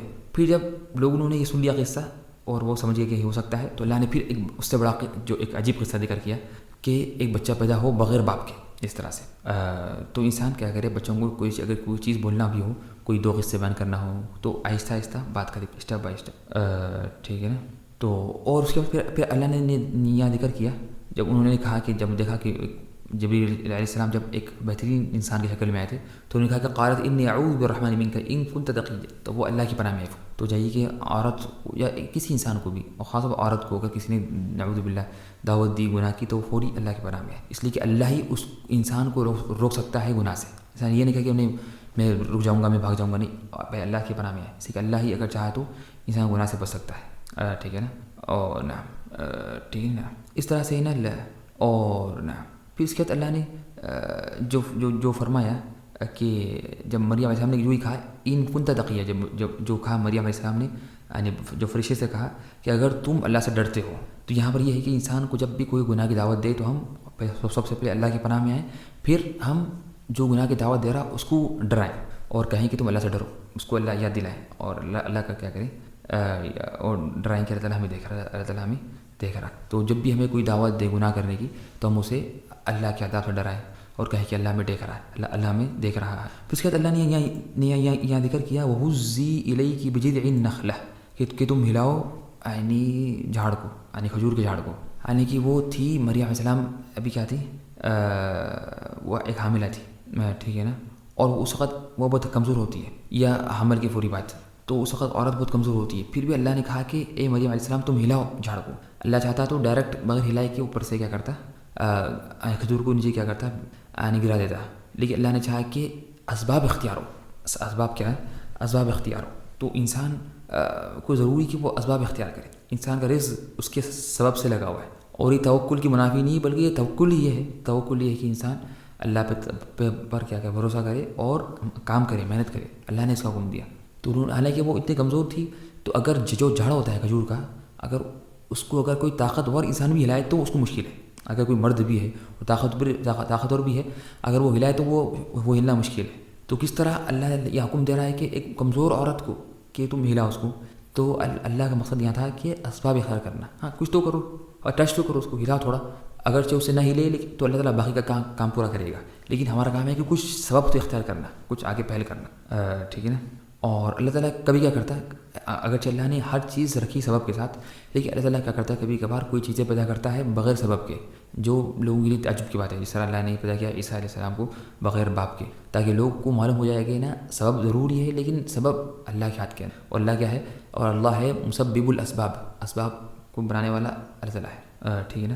تو پھر یہاں پر اللہ نے جب کہا کہ نا جب ان کو بچہ ہوا تو وہ ڈر رہی تھی کہ لوگ کچھ کریں مجھے کہیں گے، تو اللہ نے کہا کہ تم بات مت کرو۔ تو کبھی کبھار کیا ہوتا ہے کہ نا بات نہیں کرنا اور خاموشی میں بہتری ہوتی ہے، خاموشی میں معاملے کا حل ہوتا ہے، ٹھیک ہے نا۔ اور چاہیے کہ جو لوگ بات سمجھنے والے نہیں ہیں ان سے بحث بھی نہیں کرنا، ان سے بحث نہیں کرنا۔ اور اگر آپ سمجھتے ہیں کہ آپ کا بات کرنا فائدہ نہیں ہے، کہ اگر آپ کے کسی اور کا بات کرنا فائدہ ہے تو ان کو کہیں حکم کا۔ تو یہاں پر مریم علیہ السلام چپ ہو گئی، اور تو اللہ نے کیا کیا، عیسیٰ علیہ السلام کو حکم دیا کہ وہ بات کرے، تو انہوں نے بات کیا، گود میں بات کیا۔ تو اگر لگتا ہے کہ اس معاملے کا حل کرنے میں فلاں بات کرنا بہتر ہے تو انسان کیا کرے، ان کو حکم دے کہ وہ بات کرے، اور اگرچہ آپ کا معاملہ ہے لیکن کہیں کہ اس کو حکم دے کہ وہ بات کرے۔ پھر اس کے بعد جب اللہ نے یہ ذکر کیا مریم علیہ السلام کے بارے میں کہ جب ان کو یہ بچہ ہوا تھا تو وہ کہے کہ نا مجھے کس طرح بچہ ہوا، تو انہوں نے افسوس کیا اور غم میں کہا کہ یا لیتنی مت قبل ھذا وکنت نسیا منسیا، کاش کہ میں اس سے پہلے مر جاتی، یعنی بچہ پیدا ہونے سے، تاکہ لوگ مجھ پہ کیا کریں، یعنی تہمت نہ لگائیں کہ تم نے نعوذ باللہ غلط کام کیا، تو یہ بچہ کہاں سے آیا۔ تو اس سے معلوم ہوا یہ ہوا کہ انسان کو چاہیے کہ تو یہ انسان کی جائز ہے کہ وہ تمنا کرے موت کی، اگر اس کی وجہ دین کی وجہ ہو، یعنی اگر وہ سمجھے کہ دین پہ اس کا نقصان آئے گا تو وہ کیا ہے کہ وہ ہے نا تو جائز ہے۔ لیکن دنیا کے لیے موت کی تمنا کرنا حرام ہے، یعنی بیماری کے لیے، غربت کے لیے، ٹینشن، دنیا کی ٹینشنوں کے لیے اگر کوئی موت کی تمنا کرنا یہ حرام ہے۔ لیکن دین کی حفاظت کے لیے اگر کوئی موت کی تمنا کرے تو یہ جائز ہے۔ اس میں یہاں پر کہا کہ یعنی اللہ نے فرمایا کہ وہ ضلع بجذع النخلة تساقط عليك رطبا، کہ یہاں پر تر جو کھجور ہوتے ہیں یعنی وہ آئیں گے۔ تو اس سے جو ڈاکٹروں نے جو بات بیان کی کہ یہ تر کھجور جو ہوتے ہیں، رطب اس کو بولتے ہیں، یہ حاملہ یا جو نفاس کی حالت میں جو عورت ہے اس کے لیے بہت یہ فائدہ مند ہے، اس کے لیے کیا بہت فائدہ مند ہے یہ کھجور، ٹھیک ہے نا۔ تو پھر اللہ نے یہاں پر آگے ذکر کیا کہ آئندہ بھی ڈرائیے ان کو، وانذروا یوم الحسرۃ، یعنی حسرت کے دن سے ان کو ڈرائیے۔ تو قیامت کا دن کیا ہے، یہ حسرت کا دن ہے، یہ کیا ہے، یہ دن ہے حسرت کا، اس میں لوگ حسرت کریں گے کہ ہم کاش کہ ہم اچھا کام کر لیتے، کاش کہ ہم اچھا کام کر لیتے۔ پھر اس کے بعد یہاں پر اللہ نے ذکر کیا ابراہیم علیہ السلام کا قصہ، اللہ نے ذکر کیا ابراہیم علیہ السلام کا قصہ ذکر کیا، کہا کہ یا ابت لم تعبد، تو انہوں نے جب اپنے والد کو نصیحت کی کہ اے میرے والد آپ اس کی عبادت کیوں کر رہے ہیں جو نہ سنتا ہے نہ دیکھتا ہے، نہ وہ آپ کے کوئی کام میں آئے گا، نہ وہ آپ کے کوئی کام میں آئے گا۔ تو یہاں پر دیکھیے کہ ابراہیم علیہ السلام نے اپنے باپ کو سمجھایا، اور اپنے باپ کو کیا کیا، اپنے باپ کو سمجھایا۔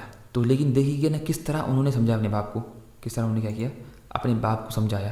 تو ہم یہاں پر دیکھ سکتے ہیں کہ انہوں نے کہا کہ یا ابتی، اے میرے والد۔ تو ادب سے دیکھو سب سے پہلے ان کو پکارا ان کے والد کے نام سے، یا ابتی، اے میرے والد، ٹھیک ہے نا۔ اور پھر انہیں حکم نہیں دیا ڈائریکٹ کہ مت کرو ان کی عبادت بتوں کی، بلکہ سوال کیا ان سے کہ آپ ان کی عبادت کیوں کر رہے ہیں، لما تعبدون ما لا يسمعون، کہ تم ان کی عبادت کیوں کر رہے ہیں جو نہ سنتے ہیں نہ دیکھتے ہیں، نہ وہ آپ کے کوئی کام میں آئیں گے۔ یہ نہیں کہا کہ تم ان کی عبادت مت کرو، لا تعبد نہیں کہا، بلکہ سوال کیا۔ تو یہاں دیکھیے یہاں پر دو ادب ہے کہ جب ہم اپنے سے خاص طور پر جو بڑے ہیں ان کو اگر نصیحت کریں تو چاہے باپ ہو یا کوئی ہو تو ان کو کہیں کہ پہلے ان سے ان کا احترام کریں، کہیں کہ یا ابتی، اے میرے والد، پھر ڈائریکٹ حکم نہ دے کہ یہ مت کرو، بلکہ کہی کہ آپ نے یہ کیوں کیا، اگر چیز اس حالانکہ اس میں آپ جانتے ہیں فائدہ نہیں ہے، تو یہ نہیں کہا کہ آپ نے یہ مت کرو، یہ نہیں بولا، بالکل ایک کیا ہے یعنی اس میں نرمی ہو بات کرنے میں. اس طرح سے انہوں نے آگے فرمایا انی قد جاءنی من العلم ما لم یأتک، اے میرے والد میرے پاس وہ علم ہے جو آپ کے پاس نہیں ہے. یہ نہیں کہا کہ آپ جاہل ہیں، نہیں، بلکہ کہا کہ آپ کے پاس وہ علم نہیں ہے جو میرے پاس ہے، اللہ نے مجھے دیا ہے. ٹھیک ہے نا. پھر انہوں نے کہا کہ یا بتی انی اخاف، مجھے ڈر ہے کہ آپ کو اللہ کا عذاب آنے لگ جائیں گا، آپ کو اللہ کے عذاب میں جانا پڑے گا. تو یہ نہیں کہا کہ اگر تم نہیں کرو تو تمہیں جانا پڑے گا جہنم میں، نہیں، مجھے ڈر ہے آپ پر، مجھے آپ سے محبت ہے، اس لیے مجھے ڈر ہے کہ آپ یہ نہ ہو کہ آپ کے اعمال کی وجہ سے آپ جہنم میں آپ آنے چلے جائیں. تو دیکھیں کہ کتنی شفقت اختیار کی انہوں نے اپنے باپ کو دعوت دینے کے لیے. حالانکہ وہ باپ کون تھا؟ وہ باپ تھا کافر تھا، بلکہ اللہ کا دشمن تھا، اللہ کا دشمن تھا، بت کا یعنی اتنا بڑا تھا. اس کے باوجود بھی دیکھیں کہ کس طرح انہوں نے ان سے بالکل نرم معاملہ کیا. تو چاہیے کہ ہمارا اگر کسی کا باپ کچھ بھی ہو جائے، کتنا بڑا غلط ہو تو وہ یا کوئی بڑے، تو ان سے بالکل نرمی سے بات کرے، نرمی سے کیا کرے، نرمی سے بات کرے تاکہ وہ بات قبول ہو. نرمی سے بات کریں گے تو بات قبول ہوگی، ورنہ سختی کریں گے تو بات قبول نہیں ہوگی. تو کچھ لوگ کیا ہوتا ہے کہ نا تھوڑا بہت اگر پڑھ لیے اور ان کے والدین کو وہ علم نہیں ہے، ان کے والدین عام انسان ہیں اور انہوں نے ایک دو کتابیں پڑھ لی یا کچھ مشائخ کے دروس میں وہ حاضر ہو گئے، تو سمجھتے کہ میں بڑا عالم بن گیا، تو پھر اپنے ماں باپ کو حکم دیتے یہ کرو یہ مت کرو، ان سے بدتمیزی کرنا شروع کر دیتے. اور یہ چاہے بچے ہو یا بچیاں ہوں، تو یہ بلا شک بات کیا ہے، غلط بات. بلکہ چاہیے کہ انسان کتنا بڑا عالم بن جائے تو اپنی والد سے جب وہ بات کرے تو نرمی سے بات کرے. دیکھیں یہاں پر ابراہیم علیہ السلام تو خلیل اللہ ہے، اللہ کے دوست ہیں اور بڑے رسول ہیں. انہوں نے جب بات کی اپنے والد سے تو ادب سے بات کی. اور اس میں یہاں پر ایک یہ بھی چیز ہے کہ والدین کو نصیحت کرنا یہ ان سے بید بھی نہیں ہے. ہاں، شرط یہ ہے کہ نصیحت ہو اچھے انداز میں، لیکن عام طور پر ماں باپ کو نصیحت کرنا اگرچہ غصے میں بھی آئے وہ تو یہ حرج نہیں ہے. اس لیے کہنا ہے ماں باپ کو نصیحت کرنا یہ کیا ہے، ماں باپ کو نصیحت کرنا یہ بے ادبی نہیں ہے اور یہ ادب کی منافی نہیں ہے، یہ ادب کی منافی نہیں. ٹھیک ہے نا. تو لیکن ہم ادب سے بات کریں. اس طرح سے یہاں پر کیا ہے کہ یہاں پر ابراہیم علیہ السلام نے جب دعوت دی اپنے والد کو، تو دیکھیں کس طرح دعوت دی، کس طرح ان کو باتیں بیان کی. سب سے پہلے انہوں نے ذکر کیا بات کی جو ترتیب رکھی، ترتیب کس طرح بنائی بات کرنے کی. سب سے پہلے انہوں نے ذکر کیا کہ نا بتوں کا نقصان بیان کیا یا بتوں کی حقیقت بیان کی کہ نہ بت نہ سنتے ہیں نہ دیکھتے ہیں. تو جب وہ سنتے ہیں نہ دیکھتے ہیں تو کس طرح وہ لائق ہے کہ اس کی ہم کیا کریں، اللہ کے علاوہ ان کی عبادت کریں. پھر حکم دیا کہ آپ توحید پر آ جائیں. پھر کہا کہ نا شیطان کی پیروی نہ کریں. پھر آخری میں فرمایا کہ اگر آپ نہیں کریں گے تو آپ کو عذاب مل سکتا ہے، اور ہر چیز میں ساتھ میں نرمی اختیار کی. تو اس طرح سے انسان کیا کرے، ترتیب کے ساتھ جب لوگوں کو دعوت دے اس طرح دے. ٹھیک ہے نا. اور کہا کہ آپ اور شرک کرنا یا گناہ کرنا گویا کہ یہ شیطان کی بات سننا ہے. اس نے فرمایا یا بتی لا تعبد الشیطان، کہ آپ شیطان کی پوجا نہ کریے. حالانکہ وہ تو بت کی پوجا کرتے تھے، تو کیوں کہا شیطان کی پوجا مت کریے؟ اس لیے کہ جو شرک کرے یا گناہ کرے گویا کہ وہ شیطان کی اطاعت کر رہا ہے اور اس کی عبادت کر رہا ہے. ٹھیک ہے نا. پھر یہاں پر انہوں نے جواب دیا قال سلام علیک ساستغفر ربی، کہ آپ پر سلامتی ہو، میں آپ کے لیے مغفرت طلب کروں گا، یعنی اللہ تعالیٰ سے. ساستغفر لک ربی، میں آپ کے لیے مغفرت طلب کروں گا یعنی اللہ تعالیٰ سے. تو چاہیے کہ اگر کوئی انسان نے کسی کو دعوت دی اور وہ بات قبول نہ کرے تو پھر ان سے ہٹ جائے، سلامتی کی بات کر کے وہاں سے ہٹ جائے اور اس کو جواب نہ دے. یعنی حالانکہ ان کے والد نے سخت جواب دیا تھا کہ میں تمہیں ماروں گا، پتھر پھینکوں گا، تو انہوں نے اس کا کوئی جواب نہیں دیا، بلکہ کہا کہ تو آپ پر بھی سلامتی کیا ہو، آپ پر بھی سلامتی ہو. اس کے بعد یہاں پر اللہ نے یہاں ذکر کیا وَاذْكُرْ فِي كِتَابِ ابراہیم، اور اس کا اللہ نے ذکر کیا یہاں پر ذکر کے قصہ ابراہیم علیہ السلام کا ذکر کیا. پھر اور ذکر کیا قصہ موسیٰ علیہ السلام کا، اور ذکر کیا قصہ اسماعیل علیہ السلام کا اور ادریس علیہ السلام کا. اور اللہ نے سب کے شروع میں ذکر کیا وَاذْكُرْ، نبی آپ یاد کریے اور بیان کریے. تو اس سے معلوم ہوا کہ انبیاء کرام کے قصے بیان کرنا یہ سنت ہے اور یہ اللہ کا حکم ہے کہ بچوں کو یا لوگوں کو انبیاء کرام کے قصے بیان کرنا یہ کیا ہے، قرآن کا عمل ہے، یہ قرآن کا حکم ہے، قرآن کا حکم ہے. اور یہاں پر اس کے بعد اللہ نے جو ذکر کیا کہ کہا کہ ہم نے ان کا نام اونچا کیا، وَوَهَبْنَا لَهُم مِّن رَحْمَتِنَا وَجَعَلْنَا لَهُم لِسَانَ صِدْقٍ عَلِيًّا، تو ہم نے ان کو ایک ہماری عطا کی نعمت اور ان کے لیے کیا کیا، ان کی بہترین تعریف لوگوں کے زبانوں پہ رکھی، ان کی بہترین تعریف لوگوں کے زبانوں پہ رکھی. تو بلا شک یہ بہت بڑی نعمت ہے کہ یہ اور یہ ہوش زیادہ ہونا چاہیے مرنے کے بعد.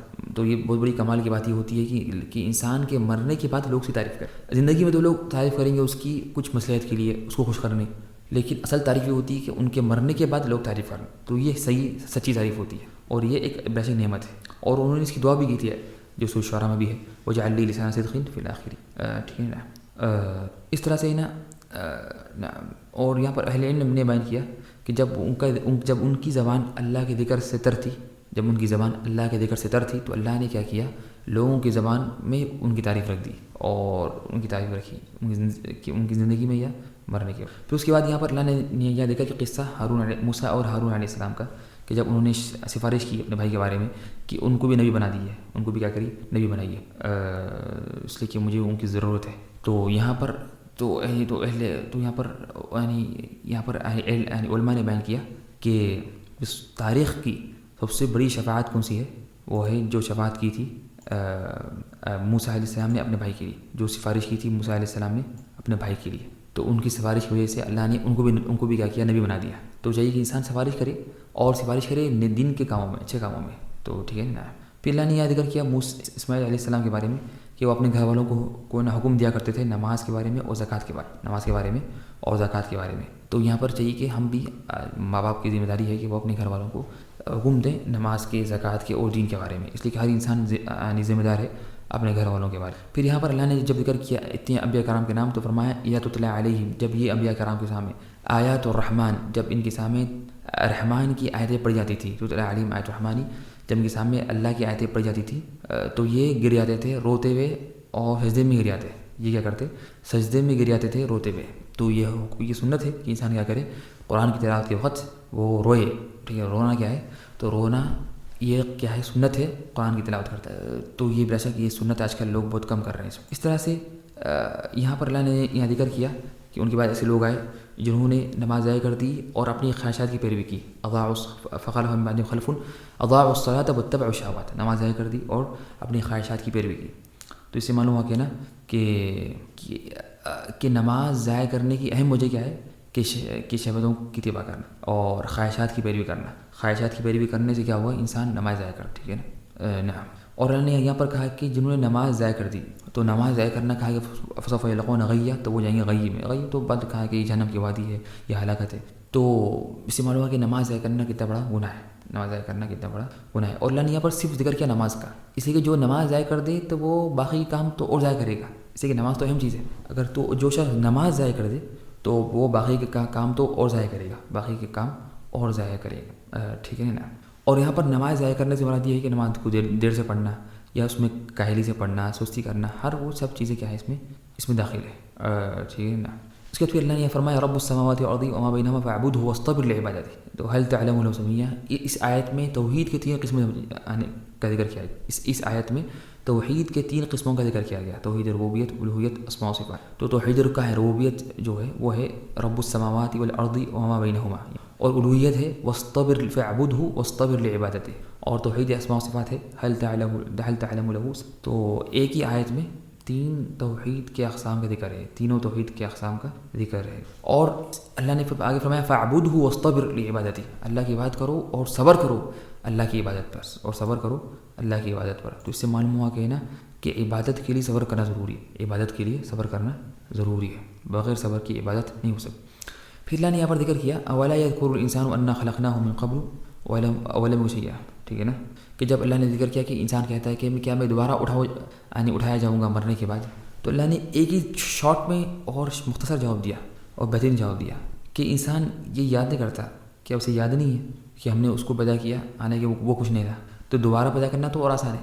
تو یہ ہر جو بھی شخص انکار کرتا ہے قیامت کے دن کا، اس کے لیے یہ بہترین جواب ہے کہ وہ کہے کہ میں دوبارہ کیسے پیدا ہوں گا، تو ہم کہیں گے جس طرح اللہ نے تمہیں پیدا کیا پہلی بار، اسی طرح اللہ تمہیں دوبارہ کیا کریں گے، دوبارہ زندہ کریں گے مرنے کے بعد، تمہیں دوبارہ کیا زندہ کریں گے مرنے کے بعد۔ پھر اس کے بعد یہاں پر اللہ نے یہاں پر فرمایا وَإِن مِّنكُمْ إِلَّا وَارِدُهَا، تم میں سے ہر کوئی شخص جہنم کے اوپر سے جائے گا، تو جو ہوگا پل صراط ہے، پل صراط پر سے جائے گا انسان۔ تو باصلف جیسا کہ صحابی کے بارے میں آتا ہے عبداللہ بن رواحہ کے بارے میں، جب وہ آیت پڑھتے تو روتے، وہ کہتے کہ اللہ تعالیٰ کہے گا کہ ہر کوئی کو چلنا ہے پل صراط کے اوپر سے اور اسے طے کرنا ہے، تو کیا مجھے نہیں معلوم کہ میں طے کر پاؤں گا یا میں نیچے گر جاؤں گا آگ کے اندر۔ پھر اللہ نے آگے فرمایا کہ جب ان کے سامنے اللہ کی آیتیں پڑھی جاتی ہیں تو کافر لوگ کہتے ہیں مومنوں سے کہ کون سا گروہ ہے بہتر ہے، تو وہ یہاں پر وہ کہتے تھے کہ دنیا میں ہم زیادہ بہتر ہے یا مومن سے بہتر ہے۔ تو یہاں پر کافروں نے کیا کیا، دنیا کی اچھائی کو دلیل پکڑی کہ ہم دنیا میں جب اچھے ہیں تو اس کا مطلب ہم آخرت میں اچھے رہیں، اور یہ غلط ہے، یہ سب بالکل بیکار دلیل ہے اور یہ کافروں کی دلیل ہے کہ انسان یہ کہنا ہے کہ میں دنیا میں اچھا ہوں تو اس کا مطلب میں آخرت میں بھی اچھا رہوں گا، نہیں، ایسا ہو نہیں سکتا، بلکہ دنیا میں آخرت میں اچھا وہ رہے گا جو نیک عمل کیا کر گیا، ٹھیک ہے نا. تو یہ اس طرح سے تو یہاں پر اللہ نے کہا کہ نا جو گمراہی ہو، جو قل من کان فی الضلالۃ فلیمدد لہ الرحمن مدا، جو گمراہی میں ہوتا ہے تو اللہ تعالیٰ کیا کرتے ہیں اس کو اور یعنی نعمتیں عطا کرتے ہیں، اور نعمتیں اسے عطا کرتے ہیں. تو اس سے معلوم یہ ہوا کہ کبھی کبھار انسان کو نعمتیں ملتی ہیں اس لیے کہ گمراہی میں بہت آگے بڑھ گیا، تو اس کو کہتے ہیں کہ وہ استدراج ہے، کہ اللہ تعالیٰ اسے کیا کر رہا، یعنی پکڑنے کے لیے، زیادہ پکڑ کے لیے اس سے مہلت دے رہا ہے. تو کبھی نعمتوں کا ملنا یہ اللہ کی طرف سے بہت ہی مہلت، یا ہوتا ہے کہ ٹھیک ہے تمہیں اور دوں گا، دیکھتا ہوں تم کیا کر. تو کچھ لوگ سمجھتے ہیں کہ جب بھی مجھے نعمتیں ملی یہ حالت ٹھیک ہے، اس کا مطلب اللہ مجھ سے راضی ہے. نہیں، کبھی الٹا ہو سکتا ہے کہ اللہ تعالیٰ غصے میں بہت، اور اللہ تعالیٰ آپ کو ٹائم دے رہا ہے کہ اور کتنا کرنا کرو، ٹھیک ہے نا. پھر اس کے بعد اللہ نے فرمایا کہ اے نبی آپ نے دیکھا نہیں کہ ہم نے بجا شیاطین کو کافروں پر کہ وہ انہیں کیا کرتے ہیں، یعنی ابھارتے ہیں گناہ کرنے، اور انہیں حکم دیتے ہیں کہ جاؤ کفر کرو، ٹھیک ہے نا. تو کافر کا کام ہی ہے، یعنی شیطان کا کام یہ ہے کہ شیطان کیا کرتا ہے، کافروں کو ابھارتا ہے، اور عام طور پر لوگوں کو ابھارتا ہے گناہ کرنے میں اور برائی کرنے میں. لیکن جو لوگ ایمان والے ہوتے ہیں تو ان پر وہ اس کا زور نہیں چلتا، ان پر اس کا زور نہیں چلتا. جیسے اللہ نے فرمایا سورۃ النحل میں انہ لیس لہ سلطان علی الذین آمنوا وعلی ربہم یتوکلون، کہ اس کا کوئی قوت نہیں ہے، اس کا کوئی زور نہیں چلتا جو لوگ ایمان لائے اور اللہ پہ توکل کیا، ٹھیک ہے نا. بلکہ فرمایا انما سلطان ہوں، اس کا زور چلتا ہے ان پر جو اسے دوستی کریں، یعنی شیطان سے دوستی کریں اور وہ شرک کریں. اس کے بعد ہے نا اللہ نے ذکر کیا کہ نا یہ لوگ کافر کہتے ہیں کہ نعوذ باللہ اللہ کو بچہ ہے، اور کہا کہ یہ گالی کے برابر ہے اللہ تعالیٰ کو، اور یہ گالی ہے، حدیث میں بھی ہے کہ اللہ کو کہنا ہے کہ اللہ کو بچہ ہے، یہ اللہ کو گالی دینے کے برابر ہے، اللہ کو گالی دینے کے برابر ہے، ٹھیک ہے. تو اس لیے فرمایا کہ قریب ہے کہ آسمان پھٹ جائے اور زمین بھی پھنس جائے کہ انہیں دعویٰ کیا نعوذ باللہ کہ اللہ تعالیٰ کو نعوذ باللہ، اور ویسے کی بات کیا ہے صحیح نہیں، اور یہ نعوذ باللہ اللہ کو گالی دینے کے برابر ہے. اور اس طرح سے جو شخص خوشی بنائے اور انہیں خوشخبری دے یا مبارکبادی دے یعنی کرسمس ڈے وغیرہ ڈے میں، تو گویا کہ ہم انہیں خوشخبری یا انہیں ہم یعنی مبارکبادی دے رہے ہیں نعوذ باللہ اللہ کے بیٹا پیدا ہونے، اور بلا شک یہ انتہائی بری بات ہے. پھر اس کے بعد اللہ نے فرمایا وَكُلُّهُمْ آتِيهِ یوم القیامۃ فردا، اور تم سب آئیں گے اللہ کے پاس اکیلے، ایک اکیلے اللہ کے ساتھ. دنیا میں انسان کے دوست وغیرہ ہوتے ہیں، لیکن آخرت میں وہ انسان جائے گا اللہ کے پاس اکیلے جائے گا اللہ کے، تو انسان اس کی کیا تیاری کرے. پھر اللہ نے آگے فرمایا کہ جو لوگ ایمان لاتے انہیں عمل کرتے تو اللہ کیا کریں گا، اس کی محبت ڈال دے گا لوگوں کے دلوں میں، تو اس سے زمین والے فرشتے سب کیا کرتے، اس سے محبت کرتے ہیں. پھر اللہ نے سورہ مریم کا ختم کیا ایک بہترین نصیحت سے اور آیت سے کہ کم ہلاکنا، اور ہم نے کتنے لوگوں کو ہلاک کیا ان سے پہلے جو قومیں تھیں ان کو ہلاک کیا. تو کیا انہیں بھی آپ دیکھتے ہیں ان میں سے کسی کا آپ کیا محسوس کرتے ہیں، هل تحس منهم من احد او تسمع لهم ركزا، کیا آپ ان کو آپ دیکھ سکتے ہیں کسی کو یا محسوس کرتے ہیں، یا ان کی کوئی چھوٹی آواز بھی سنتے ہیں؟ نہیں، ختم، وہ تباہ ہو گئے. تو جس طرح وہ تباہ ہو گئے تو یہ بھی تباہ ہونے والے ہیں. تو انسان کیا کرے، غرور بنائے کہ دیکھے کہ کس طرح اس سے پہلے اس کے کتنے آباء و اجداد تھے، کتنی قومیں تھی، سب تباہ ہو گئی. تو اسی طرح سے کہ جو کافر ہیں یا جو گنہگار ہیں یہ بھی تباہ ہونے والے ہیں اور ہلاک اور مرنے والے ہیں. تو انسان غرور میں نہ آئے، انسان بالکل کیا ہے کہ کبھی بھی غرور میں نہ آئے. پھر اس کے بعد اللہ نے ذکر کیا سورۃ طٰہٰ ذکر کی، سورۃ طٰہٰ ذکر کی، اس 16 پارے کی جو آخری صورت ہے. اور سورۃ طٰہٰ میں اللہ نے ذکر کیا قرآن کے بارے میں. اور سورۃ طٰہٰ میں اہم چیز جو ذکر کی گئی وہ ہے موسیٰ علیہ السلام، اس میں تھا موسیٰ علیہ السلام کا قصہ. سورۃ طٰہٰ میں کیا تھا، موسیٰ علیہ السلام کا قصہ ذکر کیا. اور بلا شک یہ ایک غور کرنے کی بات ہے کہ اللہ نے قرآن کا 1/3 حصے میں ذکر کیا قصے. قرآن کا 1/3 حصہ صرف قصے ہے، کیا ہے، قصے ہے. اور بلا شک یہ جو قصے ہیں اس میں بہت فائدے ہیں. تو اللہ نے ایسی بغیر بے معنی یعنی یہ قصے ذکر نہیں کیے، بے معنی اللہ نے یہ قصے ذکر نہیں کیے، بلکہ اس کے پیچھے بہت بڑے کیا ہے فائدے ہیں اور بہت بڑے عبرتیں ہمارے لیے. تو چاہیے کہ ہم غور کریں ان قصوں میں. تو بلکہ اللہ نے بعض قصے ذکر کیے، ایک قصے کو کئی بار ذکر کیا، خاص طور پر موسیٰ علیہ السلام کا قصہ. تو سورہ اعراف کا بہت بڑا حصہ 10-15 پیج میں اللہ نے ذکر کیا قصہ موسیٰ علیہ. پھر سورۃ طٰہٰ ان کے لیے ہے، سورہ شعراء کے شروع میں، اور سورہ ہود میں، سورہ بقرہ میں. اس طرح سے اللہ نے کئی صورتوں میں بلکہ کئی صفحات میں اللہ نے ذکر کیا ان کا قصہ موسیٰ علیہ السلام. تو اس کے پیچھے بڑی حکمتیں ہیں، اس کے پیچھے کیا ہے، بہت بڑی حکمتیں ہوتی ہیں. تو ہمیں چاہیے کہ ہم اس پہ غور کریں، خاص طور پر قصوں پر. اس طرح سے یہاں پر اللہ نے ذکر کیا کہ ما انزلنا علیک القرآن لتشقى، اللہ نے ذکر کیا سورۃ طٰہٰ کے شروع میں کہ ہم نے قرآن نازل نہیں کیا آپ پر تاکہ آپ اس سے بدبخت ہوں اور آپ اس سے شقی ہوں. نہیں، بلکہ قرآن آیا سعادت کے لیے، خوشی کے لیے اور خوشخبری کے لیے آیا. اور ٹھیک ہے نا. پھر اللہ نے کیا فرمایا الرحمن علی العرش استوى, تو رحمان عرش پر مستوی ہے. تو اس سے معلوم ہوا کہ اللہ اوپر ہے, نہ کہ اللہ ہر جگہ ہے بلکہ اللہ عرش پر ہے. اور اللہ نے کہا کہ الرحمن, کہ رحمان ہے, یہاں پر اللہ نے کہا یا کچھ اور اللہ کا نام ذکر نہیں کیا. وہ اس لیے کہ نا کہ جب اگر اللہ تعالیٰ جب عرش پر مستوی ہے تو کچھ ممکن ہے کچھ سمجھیں گے کہ شاید اللہ تعالیٰ بہت سخت ہے, وہ ظلم کرنے والا ہے. نہیں, کہا کہ نہیں, ایسی کوئی بات نہیں, بلکہ اللہ تعالیٰ رحمان ہے. اگرچہ اللہ تعالیٰ عرش پر مستوی ہے, بہت اونچا ہے, لیکن اس کے باوجود بھی اللہ تعالیٰ بہت رحم ہے, بہت رحیم ہے, رحم کرنے والا. پھر اللہ نے ذکر کیا کہ واقعی الصلاۃ ذکری, اے موسیٰ تم نماز قائم کرو میری یاد کے لیے. تو نماز کا اصل مقصد یہ ہے کہ ہم اللہ کو یاد کرنا, اللہ کو بھولنا نہیں, تو اللہ سے ملاقات ہونا, اللہ کو پکارنا. تو اگر یہ نہ ہو مقصد تو پھر نماز کا فائدہ نہیں ہے. آج کل لوگ نماز پڑھ رہے ایک روٹین کے حساب سے, بس نماز پڑھ لی 4 رکعت نکل گئے. نہیں, نماز کا اصل مقصد جو ہے واقعی الصلاۃ لذکری, اور نماز قائم کرو اللہ کو یاد کرنے کے لیے. تو اصل نماز کا مقصد کیا ہے؟ اللہ کو یاد کرنا, اللہ کو یاد کرنا, یہ اصل کیا ہے نماز کا, ٹھیک ہے نا. اور اس کے بعد ہے نا یہاں پر کہا کہ انی, جب اللہ نے کہا کہ میں اے موسیٰ میں تمہارا رب ہوں, فخلع علیک, تم اپنے جوتیاں نکال دو. تو چاہیے نا کوئی اچھی محترم اور شریف جگہوں پر انسان کیا کرے, جوتیاں نہ پہنے, جیسے حرم کے اندر وغیرہ. یہ سنت ہے, واجب نہیں ہے, لیکن یہ ایک ادب کا تقاضا ہے. اس طرح اللہ نے کہا کہ اے موسیٰ تم اپنے جوتیاں نکال دو, فخلع علیک. کیوں؟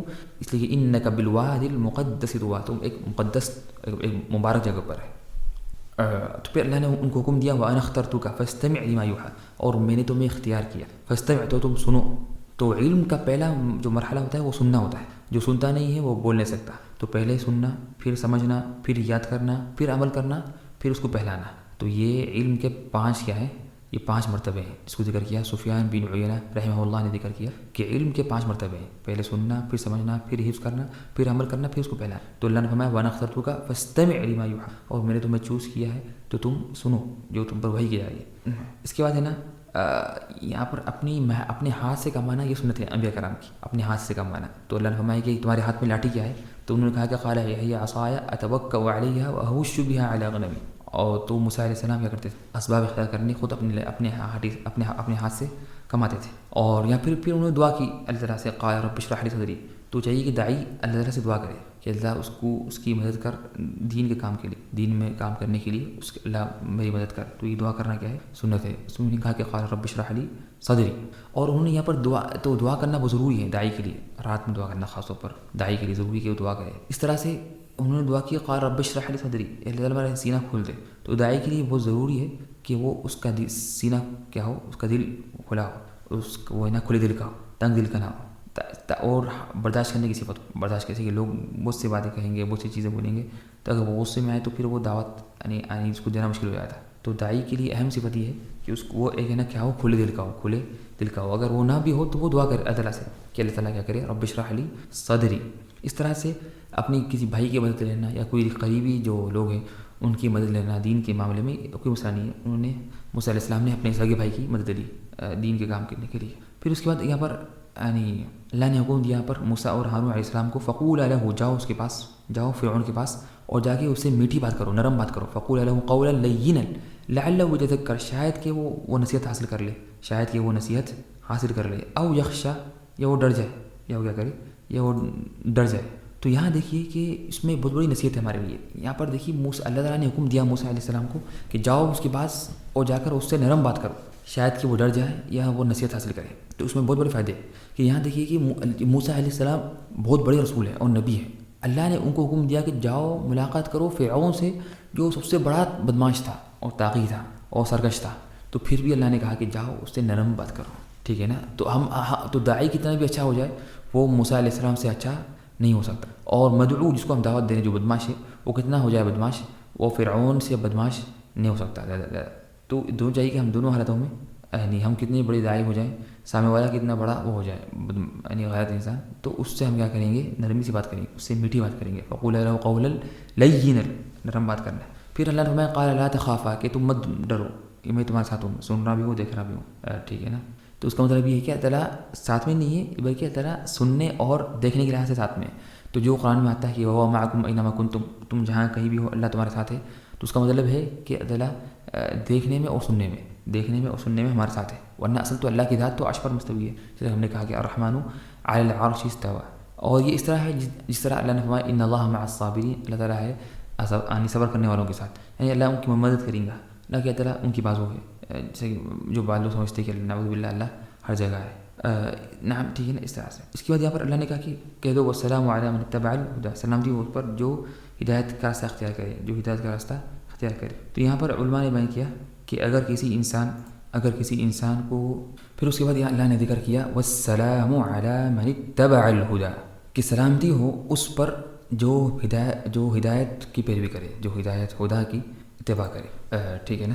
تو یہاں پر بھی ایک نرمی کا اختیار کیا گیا. جب موسیٰ علیہ السلام کو اللہ نے حکم دیا تھا کہ نا کہ تم لوگ ہے نا نرم بات کرو کس سے, فرعون سے, تو فرمایا والسلام علی من اتبع الہدی, کہ یہ نہیں کہا کہ تم پر ہلاکت ہو, نہیں, اگر ہدایت کی اتباع کریں گے تو تم پہ سلامتی ہوگی. اور اہل علم نے یہاں بیان کیا کہ ہم کافر سے سلام نہیں کریں گے, اور اگر ضرورت پڑے تو ہم یہ کہہ دیں گے کہ والسلام علی من اتبع الہدی, سلامتی ہو اس پر جو ہدایت کی اتباع کرے.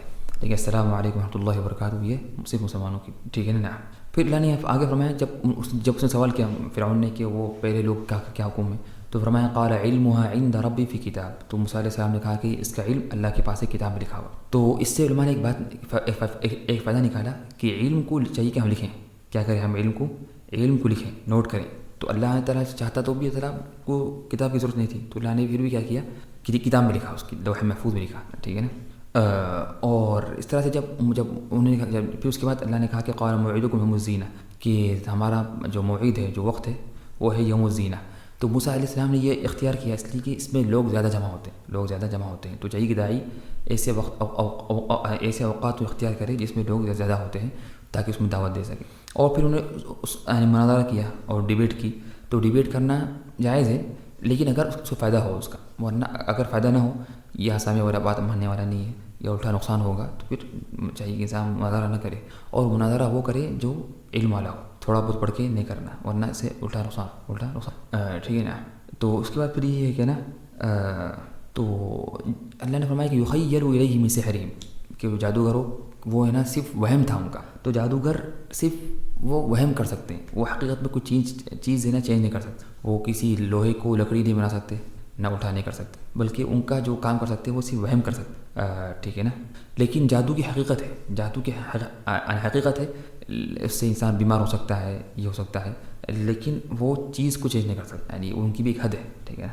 اس لیے ٹھیک ہے نا. اور کوئی بھی جادوگر کوئی کام نہیں کر سکتا جب تک کہ اللہ کا حکم نہ ہو. تو ٹھیک ہے نا. پھر اس کے بعد کیا ہے کہ نا, اللہ نے یہاں پہ ذکر کیا کہ وَإِنِّي لَغَفَّارٌ لِمَن تَابَ وَآمَنَ وَعَمِلَ صَالِحًا ثُمَّ اهْتَدَىٰ, اور میں اس کو معاف کروں گا جو توبہ کرے, ایمان لائے, نیک عمل کرے, اور پھر ہدایت پر آئے. تو یہ 4 شرط اللہ نے ذکر کی توبہ کرنے کے لیے. اللہ نے کہا کہ میں اس کو معاف کروں گا جو توبہ کرے, ایمان لائے, نیک عمل کرے, اور ہدایت پہ آ جائے. ٹھیک ہے نا. تو یہاں پہ پھر جب وہ یعنی اپنے قوم سے آگے بڑھ کر جلدی آ گئے تھے, جب اللہ نے بلایا تھا, تو اللہ نے کہا کہ وَمَا أَعْجَلَكَ عَنْ قَوْمِكَ يَا مُوسَىٰ, تم میں کس چیز نے جلدی کی کہ تم جلدی آ گئے, اور تمہاری قوم ابھی ساتھ میں نہیں آئی. تو انہوں نے کہا کہ میں آپ کو راضی کرنے کے لیے تو کہا کہ وَعَجِلْتُ إِلَيْكَ رَبِّي لِتَرْضَىٰ, اور میں نے جلدی کی تاکہ آپ مجھ سے راضی ہو جائے. تو لیکن اللہ نے جب سوال کیا تو اس سے معلوم ہوا کہ نا جو قوم کا بڑا سردار ہو وہ سب سے دیر سے آیا, سب سے آخری میں آئے, تاکہ سب کو دیکھے کوئی پیچھے تو نہیں رہ گیا ہے. ٹھیک ہے نا. تو پھر اس کے بعد یہاں پر ذکر کیا کہ افلا يرون الا يرجع اليهم قولا ولا يملك لهم ضرا ولا نفعا. تو جب ہارون علیہ السلام نے کہا کہ تم اس کی بات کیوں مان رہے, یعنی جو انہوں نے جو بچھڑا کو اپنا خدا بنا لیا تھا, تو وہ نہ وہ تمہارے بات کا جواب دیتا ہے, ٹھیک نا, اور نہ وہ کوئی نقصان اور فائدے کا مالک. تو خدا کی یعنی جو رب ہوتا ہے اس کی اہم صفت ہوتی ہے وہ بات کرتا ہے. اس لیے ہمارا جو رب ہے, جو اللہ تعالیٰ ہے, جو رب العالمین, جو سارے جہانوں کا رب ہے, الہ الاولین والآخرین, وہ بات بھی کرتے ہیں, سنتے بھی ہیں, دعا قبول کرتے ہیں. پھر اس طرح سے یہاں پر جب غصے میں آئے تھے موسیٰ علیہ السلام اپنے بھائی پر کہ تم نے روکا کیوں نہیں, تو انہوں نے اپنے بھائی کی داڑھی پکڑی تھی. تو اس لیے انہوں نے کہا کہ قال ابن ام لا تأخذ بلحیتی, کہ تم میری داڑھی مت پکڑو. تو اس سے علماء نے یہ فائدہ نکالا کہ داڑھی کم سے کم اتنی ہو کہ اس کو پکڑ سکتے, یعنی داڑھی مرد کو داڑھی کم سے کم اتنی ہو کہ وہ داڑھی کو ہم پکڑ سکتے ہیں, یعنی پکڑنے کے لائق ہو. ٹھیک ہے, جس طرح ان کی داڑھی تھی ہارون علیہ السلام کی, تو موسیٰ علیہ السلام نے ان کی داڑھی پکڑی. تو بعض داڑھی بہت ہلکے رکھتے ہیں, اس کو پکڑ نہیں سکتے اگر چاہیں تو یہ صحیح نہیں ہے. داڑھی کم سے کم اتنی ہو جس کو ہم پکڑ سکتے. ٹھیک ہے نا. پھر اس کے بعد کیا ہے کہ موسیٰ علیہ السلام نے کیا کیا، موسیٰ علیہ السلام نے اس کو کیا کیا جلا دیا، لنحرقنہ ثم لننسفنہ فی الیم نسفا، تو انہوں نے کیا کیا، وہ اس چیز کو، اس جانور کو جلا کر اس کو کیا کیا، ہوا میں اڑا دیا۔ تو یہ اصل حکم یہ ہے کہ ہم کیا کریں، جو باطل چیز ہے، جو غلط چیز ہے، اس کو ہٹا دیں، گھر میں رکھی نہیں۔ جو بھی غلط چیز ہے جسے ڈر ہے کہ اس سے فتنہ پھیلے گا گھر پہ یا اس سے لوگ گمراہ ہو جائیں گے، تو اس کو بند نہ کر دیں، نہیں ہٹا دیں، اس کو جلا دیں، ختم کر دیں، گھر میں باقی نہ رکھیں کوئی بھی چیز ہو، ورنہ اگر باقی اگر رکھیں گے تو دل پھر بولتا ہے کہ اس کرنے کا، اس کو خرید جانے کا، ٹھیک ہے نا۔ پھر اللہ نے فرمایا کہ قیامت کے دن لوگ بولیں گے ہم تو دنیا میں صرف 10 دن تھے، بلکہ بات تو بولیں گے صرف 1 دن تھا، ہم دنیا میں ایک دن تھے۔ تو بے شک یہ اس سے معلوم ہوا ہے کہ نا دنیا کتنی کیا ہے، کمزور، کتنی کچھ دنیا کچھ نہیں ہے، انسان دنیا کو میں وقت ضائع نہ کرے۔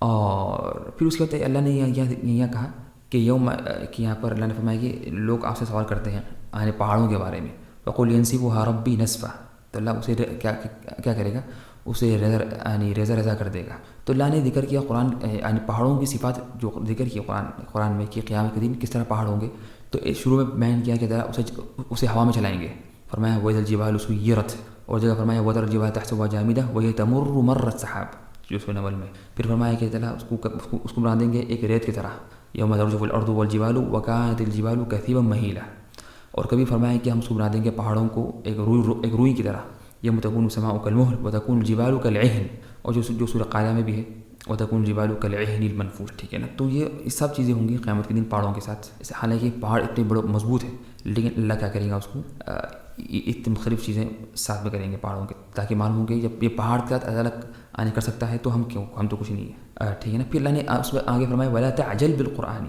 آپ جلد بازی نہ کریں قرآن سیکھنے یا قرآن کو پڑھنے میں۔ تو یہاں پر ایک ادب سے یہاں پر ادب ہے معلم یعنی طالب علم کے لیے کہ وہ پہلے غور سے سن کے پھر دہرائے اس کو، ٹھیک ہے نا، اور استاد کی بات کو نہ کاٹے، استاد کی بات کو اور معلم کی بات کو نہ کاٹے، ٹھیک ہے، بلکہ پہلے بات ہونے دے پوری۔ تو اللہ فرمایا وَلَا تَعْجَلْ بِالْقُرْآنِ مِنْ قَبْلِ أَنْ يُقْضَىٰ إِلَيْكَ وَحْيُهُ، یعنی وحی پوری ہونے سے پہلے آپ جلد بازی نہ کریں، آپ جلدی پڑھنے کی کوشش نہ کریں، پہلے بات پوری ہونے دیں، جب جبریل علیہ السلام وحی پوری سنا دیں گے پھر آپ سوال کریں یا دہرائیں اس کو۔ پھر اللہ نے حکم دیا کہ اے نبی آپ کہیے وَقُلْ رَبِّ زِدْنِي عِلْمًا، کہ اللہ میرے علم میں اضافہ کر، میرے علم میں اضافہ کر اور زیادتی کر۔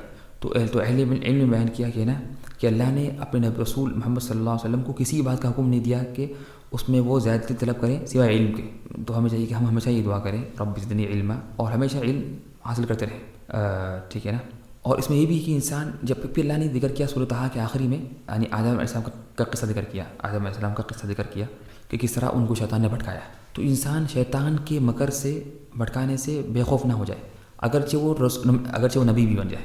تو یہاں دیکھیے کیا کہ یہاں پر شیطان نے بھٹکایا آدم علیہ السلام، تو نبی کو بھی وہ کیا کر سکتا ہے، بھٹکا سکتا ہے۔ تو پھر ہم کون ہیں؟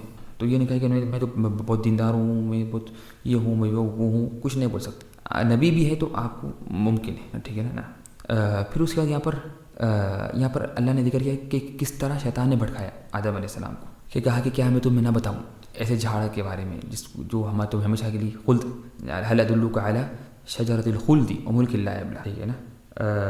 تو اس نے کہا تو یہ اس طرح سے لوگ جو بھٹکاتے ہیں لوگوں کو، وہ اس طرح کرتے ہیں کہ ہمیں انہیں کیا کرتے ہیں، انہیں جھوٹے وہ دیتے آفرس اور جھوٹے وعدے دیتے، اور کہتے ہیں کہ تمہیں، اور بلکہ کہتے ہیں کہ نا اور کہتے ہیں کہ نا وہ چیز تمہیں اس لیے منع کی گئی کہ اس میں یہ ہے، ٹھیک ہے نا۔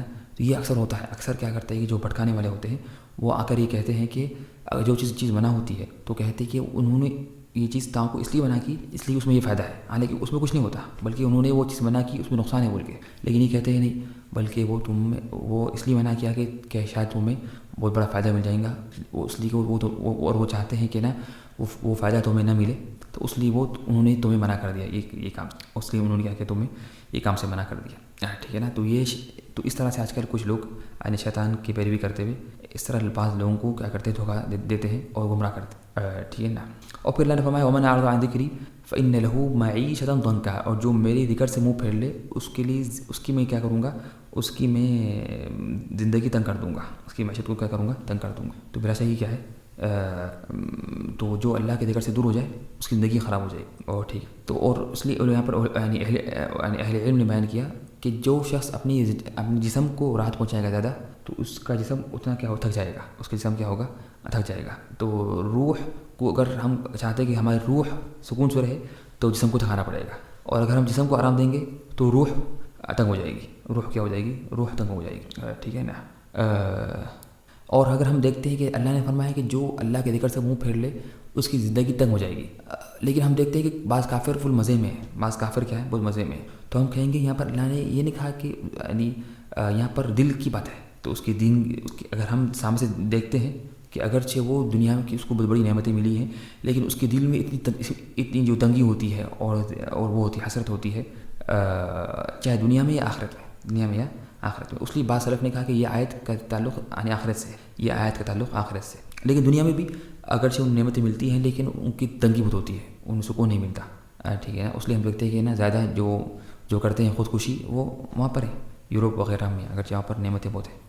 ٹھیک. اور اس کے بعد تو اللہ نے یہاں پر حکم دیا کہ ہم فصبر الحکم فصبر علی ما یقولون وسبح بحمد ربک، اور آخری رات کی پاکی بیان کرو اللہ کی تعریف کے ساتھ. تو پاکی بیان کرنا چاہیے یعنی اللہ کی تعریف کا، خاص طور پر فجر کے بعد جو فرمائے قبل طلوع الشمس و قبل غروبها، سورج طلوع ہونے سے پہلے اور سورج غروب ہونے سے پہلے. پھر اللہ نے یہاں پر آخری میں فرمایا کہ وَلَا تَمُدَّنَّ عَيْنَيْكَ إِلَىٰ مَا مَتَّعْنَا بِهِ أَزْوَاجًا مِّنْهُمْ. اے نبی آپ اپنے آنکھیں نہ لگائیں اور ان کی طرف کہ جو ہم نے ان کو دنیا کی نعمتیں دی.